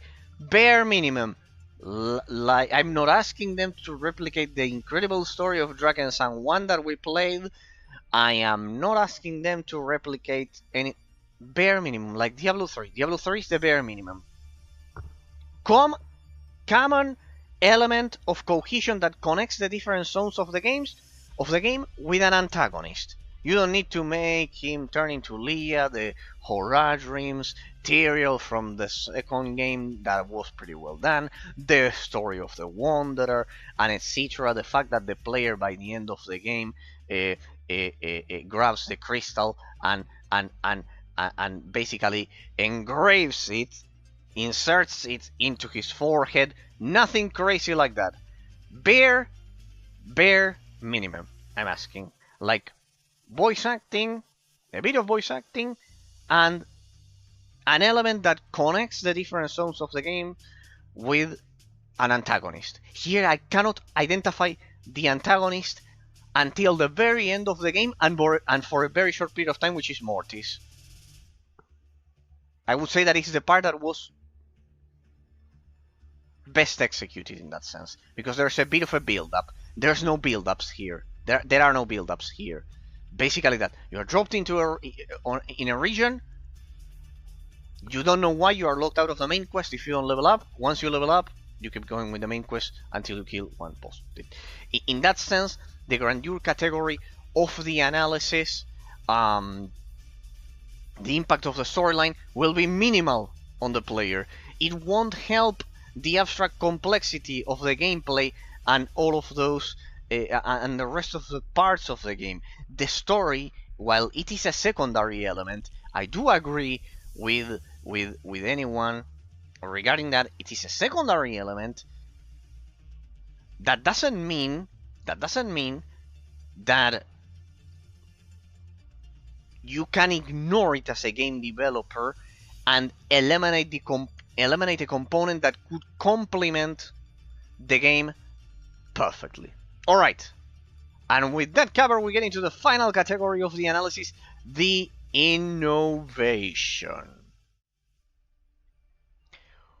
What new things does Drakensang Online bring to the isometric action RPG genre, people? What does it bring to it? What does it bring to it? Elements that will... Here, I think this zone I haven't showed it. I haven't shown it. There we go. What elements does it bring to the genre that revolutionize it, that change the mechanics of the genre it belongs to? In this case, that's why we need to do the genre classification first, the isometric action RPG. Well, first of all, the abstract complexity of the elemental system is pretty well executed, as I've said. Pretty well executed. The fact that the elemental system is used both offensively and defensively, it's well done, but I've seen it in other games like Diablo 2, invented it earlier. The fact that the orbs are dropped on the ground, we could see it in Diablo 3, but not with the expertise of execution here, so I would say that the red orbs being dropped on the ground in the framework, in the context of the relationship of the usage of potions and the gameplay mechanics, it is quite well done. It is quite well done in that sense. Very well done. Because it forces strategic positional maneuvers by the player that he sometimes has to execute to survive the attacks. I would have amplified it even more. The red orbs dropped by the bosses and summoning the mobs and etc. I would have amplified it a bit more. Would have probably included it for the standard gameplay mechanics of the game for mobs, not only for the bosses in that sense. So the red orbs, the usage of the red orbs in the relationship between the usage of potions and the gameplay mechanics, I would say it's a quite innovative feature. The armor break system and the shield system as well, they should be incorporated in other isometric action RPG games. But yes, we would need to definitely ignore the terrible level design that it brings in that sense. Other innovations that I could incorporate, besides the red orbs being dropped during boss fights, and this is the essences system. It is quite original, and the shield mechanic for the bosses and the armor break. The shield and the armor break, I'll consider it as the second element. The third one would be the essences. It has those three innovations that are quite interesting. Definitely Diablo 3 didn't use an essence system that I explained during the first hour of the analysis regarding how they amplify the basic attacks. I almost forgot something about the level design. You are locked out not only because of your level cap. There's one event that also locks you from finishing the main story by the end of it. That is done once a month, basically. That is also terrible. Locking that behind an event is absolutely terrible, and only breaks the game even more if it eventually goes offline, because, well, that's handled by the server calls, and the server calls wouldn't exist in that scenario. You would only have the client, so I don't know what kind of magician could reincorporate that in a reverse engineer server if the game eventually goes offline. So it's quite delicate regarding that as well. But I knew I was forgetting about something there. So regarding the innovation, those three mechanics so far, the elemental system is on the higher spectrum of abstract complexity, but sadly it's been seen in Diablo 2 before, so even if I praise it as part of the gameplay mechanics, I cannot praise it as part of the innovation because it already existed. And that is pretty much it. I'm listening here for some time. Don't want to interrupt the final. No, District. Don't worry. Patrick, poor Patrick. I feel bad for Patrick because he wanted to debate. He said just say a strong 4 out of 10 and let's begin the debate. I told him no. It's a one day that I dedicate to YouTube viewers with the analysis. Pretty much no, but I was pretty much finishing. And the resource management regeneration I would add as a fourth element. Something that I wanted to highlight as well is the wisdom experience bar there. That is also quite unique. So it has some innovations, and sadly it is quite the pity that the level design holds and the storyline both hold back and the extra complexity of the skill tree system, those three things that I mentioned as the three main critical flaws. There we also have the wisdom bar, in which we increase it to gain levels for the passive intrinsic skill tree that the game has. That increases the critical chance that I mentioned at the beginning and everything. So the fact that it's dissociated from the normal leveling up is also quite unique. So I cannot think of any other innovation. Those four are quite amazing. And besides that, the crafting system, the fact that it has a complex crafting system that I really didn't get into during the gameplay, because at least you can finish the story without that if you brute force your way leveling. It can take you more time if you don't have a group, as I was mentioning before. Yes, it can be the case.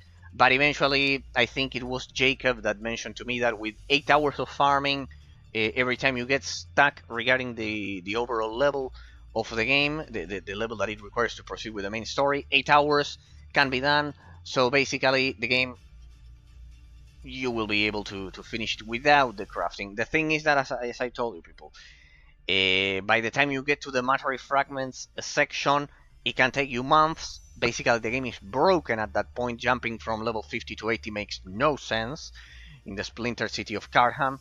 So that specific part also needs to be completely changed. Either they lower the level from 80 to 50 in that section, or they allow a lower difficulty, which I think it would be much more reasonable. in that sense. For example, there you can see by the end of the game that I required that Mark of Mortis to access the final boss of the game for that, and that's 5k undermanned, things like that. Why? They need to understand that the player cannot be prevented from finishing the main story because of an event, because of a level cap. They need to free the main story. Then if they want to fix the economy of the game or whatever, as I said, I would suggest urgently an auction house. An auction house so the players can interact and sell things to each other, and that will create a dynamic economy, not with the undermanned, but with the gold. I would allow the players, just like in Star Wars The Republic, that those who want to spend money, real life money, buy undermanned and then buy an object for undermanned over at their shop. I will leave this as it is. Then they can sell it for gold over at an auction house. So that gives more possibilities for the new player base that joins the game. Pretty much. It helps a lot. So they need to improve the leveling curve experience of the game regarding the pacing of experience and the economic system regarding that. Pretty much. Anything else that is unique about the game would include the runes system, but I've seen it sometimes in other isometric RPG games from the past, so it wouldn't be fair to include it as a complete innovation of this game. So there's that. The game also does feature PvP, but sadly the lack of balance that I have been commenting at the beginning during the gameplay category of the analysis also affects it, as one class, which was the warrior, would do a spin attack and would kill everyone and is broken. So there you can see, there you have a perfect example, people, of how all of the theory that I am constantly mentioning during the analysis does have an impact on the final empirical evidence of the quality of the game. Not only the PvE, the player versus environment, is broken, here you have all of the regions that I have been mentioning, but that also directly affects the PvP portion of it. Not only that, I forgot about one thing about the level design. Now that I looked at the map, there's the probability that any new player will skip a whole region of the game. A whole region, the Atlantis region, because just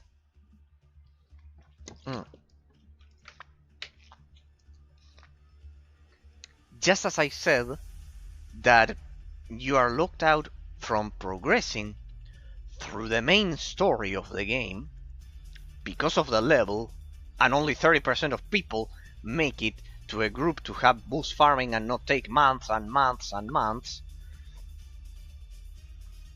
Just like that, the player is really not told why he's skipping one section of the game. Just like he's not told, the player is not told. This is as easy as to incorporate a small notice and tell the player you cannot progress if you don't increase your level for the game.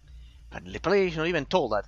The player is not told that he's going to skip a whole section of the game in that sense. So it skips all of the story, it skips all of the content, and it goes against, it degrades the game degrades itself doing that, because it's excluding the player from some content. Then the player realizes, maybe once he's level 100, comes back to it, I can farm the mobs in one blow. Except the dedicated dungeons that you can scale the difficulty. But the public zones of the game, the public dungeons, let's say, the ones that aren't dedicated instances in which you can change the difficulty, all skipped without any kind of purpose. This is because of how the game has been updated throughout the years, and let's say disparities between what the original intention of the developers were and how the Chinese company more or less managed it. Here I'm showing you the crafting, where the engraving system, let's say. It's not about crafting the gear. Ambra told me as well, another viewer of the channel, that technically when you reach the splintered city of Cardham, the idea is that you do a crafting achievement to actually craft the runes for you to survive, but that is an absolutely broken solution. It is unacceptable for a game that tried to be of the magnitude that this tried to be, and etc. Because you cannot simply make a jump from level 50 to 80 just to teach the player crafting mechanics. It doesn't make any sense. If on top of that we add all of the things that I have been constantly commenting, it creates a perfect storm for any new player to forget why he's fighting, to not be engaged with the game, and to just lose any interest, and creating a stagnant player base that, well, it is quite loyal to the game. All of these shortcomings prevent it from coming to fruition, from flourishing into something that really has simple fixes. It's not that the gameplay mechanics are broken. It has simple fixes that could have turned the game, I guess, as long as the Chinese company is in charge, don't think it's gonna happen, into a powerhouse to make much more money. And it would have thrived in that sense. But I can explain why now. Alright, people. Alright. And with that, we covered every single aspect of our 5-pronged analysis system in 3 hours. The analysis over at YouTube will be longer because I will include our legendary analysis methodology right at the beginning of the video, so it will be 3 hours and a half easily. I always have that calculated pretty much. And let's get into the final qualification for Drakensang Online. Well, this is a very, very tough case. It's a quite tough case because the base gameplay mechanics for it also has events, as I will show you here for a second. So final qualification for Drakensang Online. Here you have the events. Sorry, it just changed right there. You can get a pet, you can get a mount. The pets provide bonuses to gear. As for the rest, it has a lot of extra things that the game has. For example, here you can see one of the events. It has seasonal events. It has a seasonal system. And one thing that I think it was Ambra that also highlighted as a trait of this game is that you can improve your character indefinitely through the seasonal system, in a pretty similar fashion to the style of Diablo 3. That of course enhances replayability in a pretty elegant way, but without a doubt, it cannot fix the level design issues that I have been mentioning. Okay, so people, I think I covered everything. The pets, the mount, I think I covered pretty much everything. The questing system is pretty standard. You get your main quest that is tied to the main story that, as I say, is not voice acted, and you just go from point A to point B without any kind of objective variety, just killing the mobs, one point to another, pretty much. Even the escort quests are just rooted in place, you don't move, and I suspect they modified it modernly, the Chinese company, so they weren't a nuisance for the players, because some of them they didn't even take damage. So because of all of this, but as a brief summary, because of those main 3 reasons that I've highlighted, in which the internal degree of integration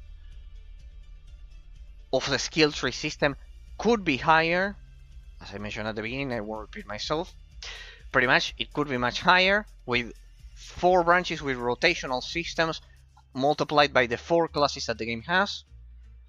That destroys the internal competitiveness between the player base, that they could be easily fighting in a healthy way about which is the best skill tree. But here there are no doubts about it. Frost, you one-shot stuff all over the place and etc. Once you get to the end game and etc. Second, the level design problem, of locking any kind of creativity for the player,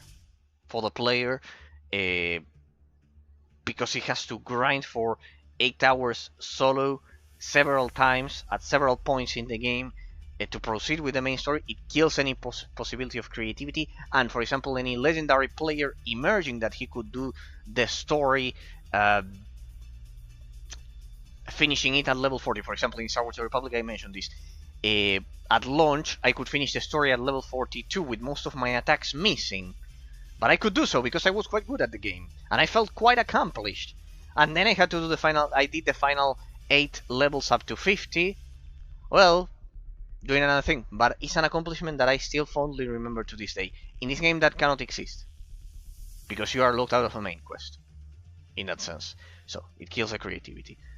And third, the fact that it is a quite high bar for any new player to feel compelled to establish a sentimental relationship with the game without an antagonist that cohesively connects all of the regions of the game and giving it the level design of World of Warcraft, or even worse, of Monster Hunter, because it's killing the monster with the emphasis on the boss fight. In World of Warcraft there's also an emphasis on the open world rather than the boss fights in terms of the level design. Here it's on the boss fights exclusively.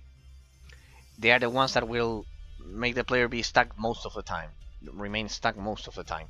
It's like Monster Hunter, so it's just killing, grabbing materials, looting the materials, creating better gear, access the dungeons, and getting better gear. Now, one could argue that this is the gameplay loop for every single isometric action RPG ever, but they are complemented by other elements like the story, secondary, like the proportion that I mentioned at the beginning, probably the most important part of it, in which the replayability of the game is balanced between adding replayability through content or adding it through the abstract complexity of the gameplay mechanics, in which the players don't master the gameplay mechanics for the end game in seconds and just one shot clear the screen, like I've been told.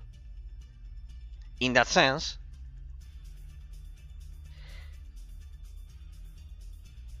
and sequential rotations for the skill tree and everything. So all of that degrades that abstract complexity that creates replayability from the second source that I mentioned, which is precisely adding replayability through abstract complexity of the gameplay mechanics. You have a lot of content and gameplay mechanics and a player base that are both stagnant because of this, which creates the perfect situation for a dwindling player base without new fresh blood. In that sense, I will not finish the analysis without saying that online-only games should be declared illegal. Once again, I will say that online-only games should be declared illegal. That it is inconceivable that Diablo 2 could achieve offline and online, both of them perfectly, back in 2001, and a lot of our modern games, not only this one, Star Wars: The Republic, World of Warcraft, and etc., still keep trying to shove it down our throats. Online only. It should be illegal. And it kills the games. So, what do I think it will happen? The future, before I get to the final qualification. There's already another game that Patrick commented to me, another viewer of the channel for anyone watching this as a YouTube bot, called Rank Online, that inherited all of the traits of this one and tried to improve them. Now, I haven't tried the game, and it's not my intention to do so for the foreseeable future, in that sense. But that was bound to happen. It is a clear example of what happens when you don't know how to keep your intellectual property. When you don't know how to keep your intellectual property in good shape. Precisely. So, if the game would implement all of the things that I have been mentioning in the last 3 hours, there you have the different materials. In the last 3 hours, it could survive. What do I think is going to happen? I think the company in question, Yuzu Games, that absorbed the original team of BigPoint Games that had the original members of Radon Labs from the first game and the tabletop game that still doesn't have the license of the original game, will keep the game as it is, and someone is going to naturally develop a reverse engineered server. And when that happens, my prediction, final prediction, I could be wrong, whatever. Once someone reverse engineers the server for version 1.0 or whatever version they can that is stable and fixes all of these issues, I think it's going to kill both Rank Online, the new one that they are releasing, and this one both at the same time. Once there's a reverse engineered offline version of it, because it will allow modding.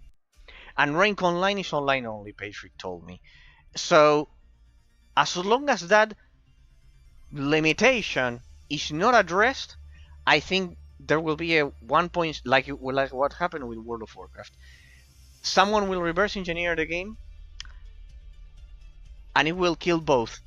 Any new options? It is a real pity that Rank Online doesn't have an offline mode. It is a real pity. A real mistake. Grave mistake in that sense. Grave mistake. A reverse engineered version of this offline is going to kill them both. It's going to kill them both, and we will revert back to the state that we had with World of Warcraft before the legacy servers were released. So the other option that could save it is releasing the legacy servers, but for that they will need to get through the spaghetti code that they can't. And I bet a modder will do it first.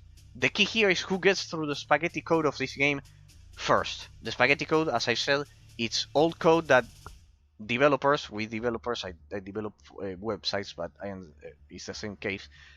We don't learn old programming languages because they don't provide us any kind of money in that sense.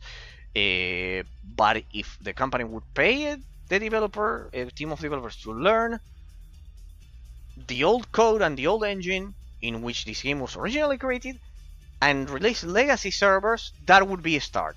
And on top of the legacy servers, implement the fixes that I have been mentioning. But I honestly think a modder is going to do it first, and it's going to kill both Rank Online and this one. Both of them. Okay, people. Final qualification for Drakensang Online after all of my silly thoughts, I guess, for 3 hours and a half, and etc. Final qualification. It's a game that got the basics right, and it's sadly limited by all of the things that I'm mentioning. I will award it, even in its current state, because it has a lot of content, I will award it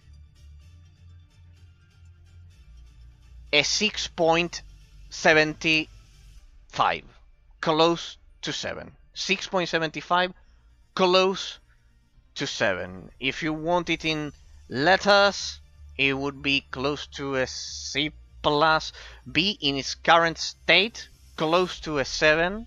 Close to a 7. Thumbs up, says District. Sorry, District, I know you would award it a 10. Or I don't know, what would you award it? I would award it a 6.75. A bit below 7. Because there's still a lot of content for the person to get through. A 4, just like Patrick. You would award it a 4 in its current state. I bet you would all award it a 10 in its original state. No. I still have to award it a 6.75. Why?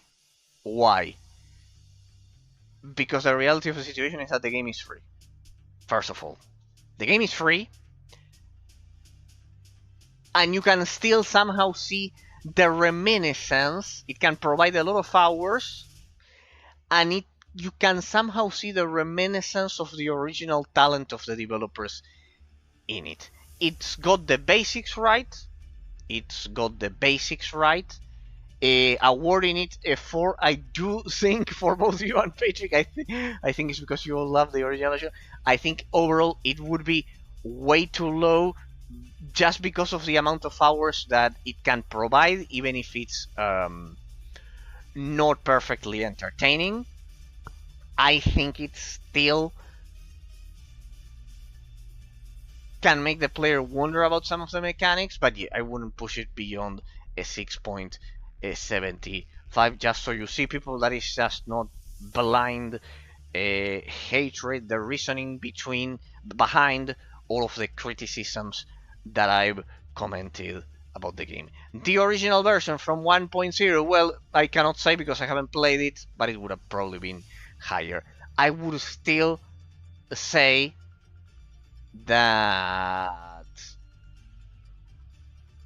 this game is once again a consequence of free-to-play games and the online-only terrible tendency of our modern ages. This game could have perfectly clap, thank you, says District. No, thanks to you, District. For those of you who don't know, here I'll show you I'll do something that streamers shouldn't do, but I will do. Here you can see, people, this is District, and there's Patrick. Today Patrick, poor Patrick, he couldn't talk. District here is the one that asked me to do the review, so if anyone liked the review over at YouTube throughout these 30 days, you have him to thank for it. He's saluting you all over at YouTube.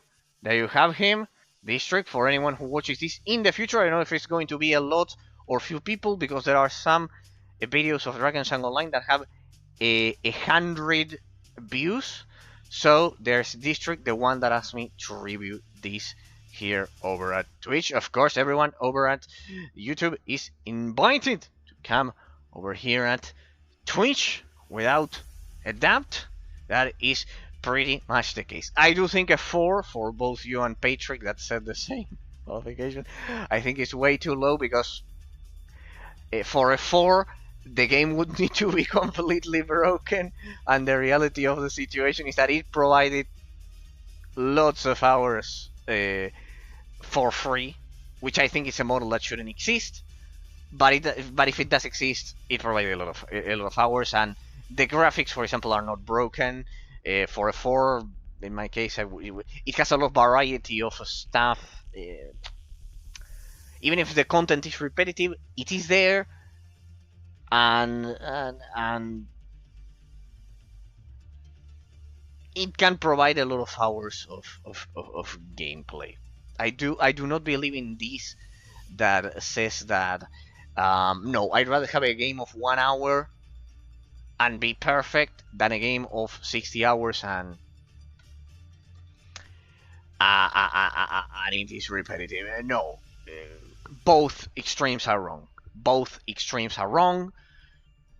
And while this one leans towards the extreme of the repetitiveness that I mentioned, I've seen much worse. It's definitely not broken, at least in that sense. Okay, people.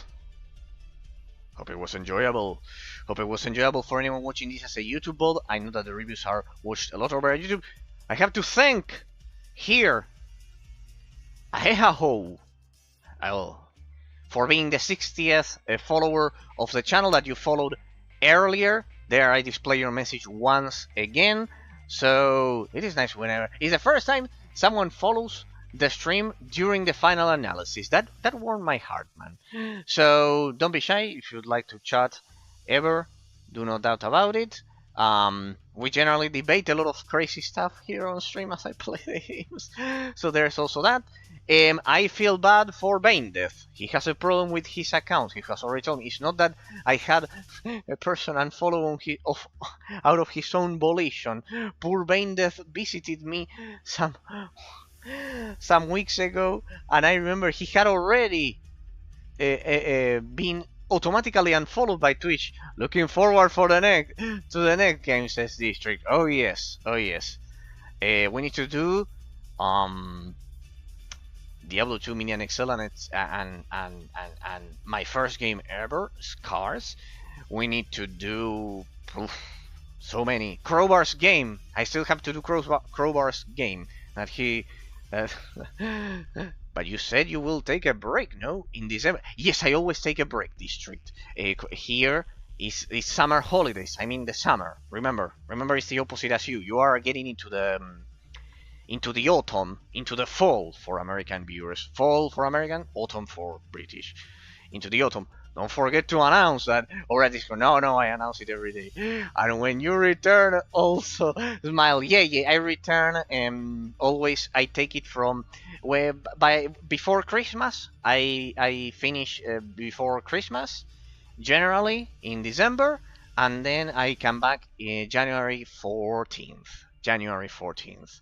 In that sense, it's only that because it's summer holidays. It's like when Christmas starts, then New Year, and well, 1 or 2 weeks of generally where I live.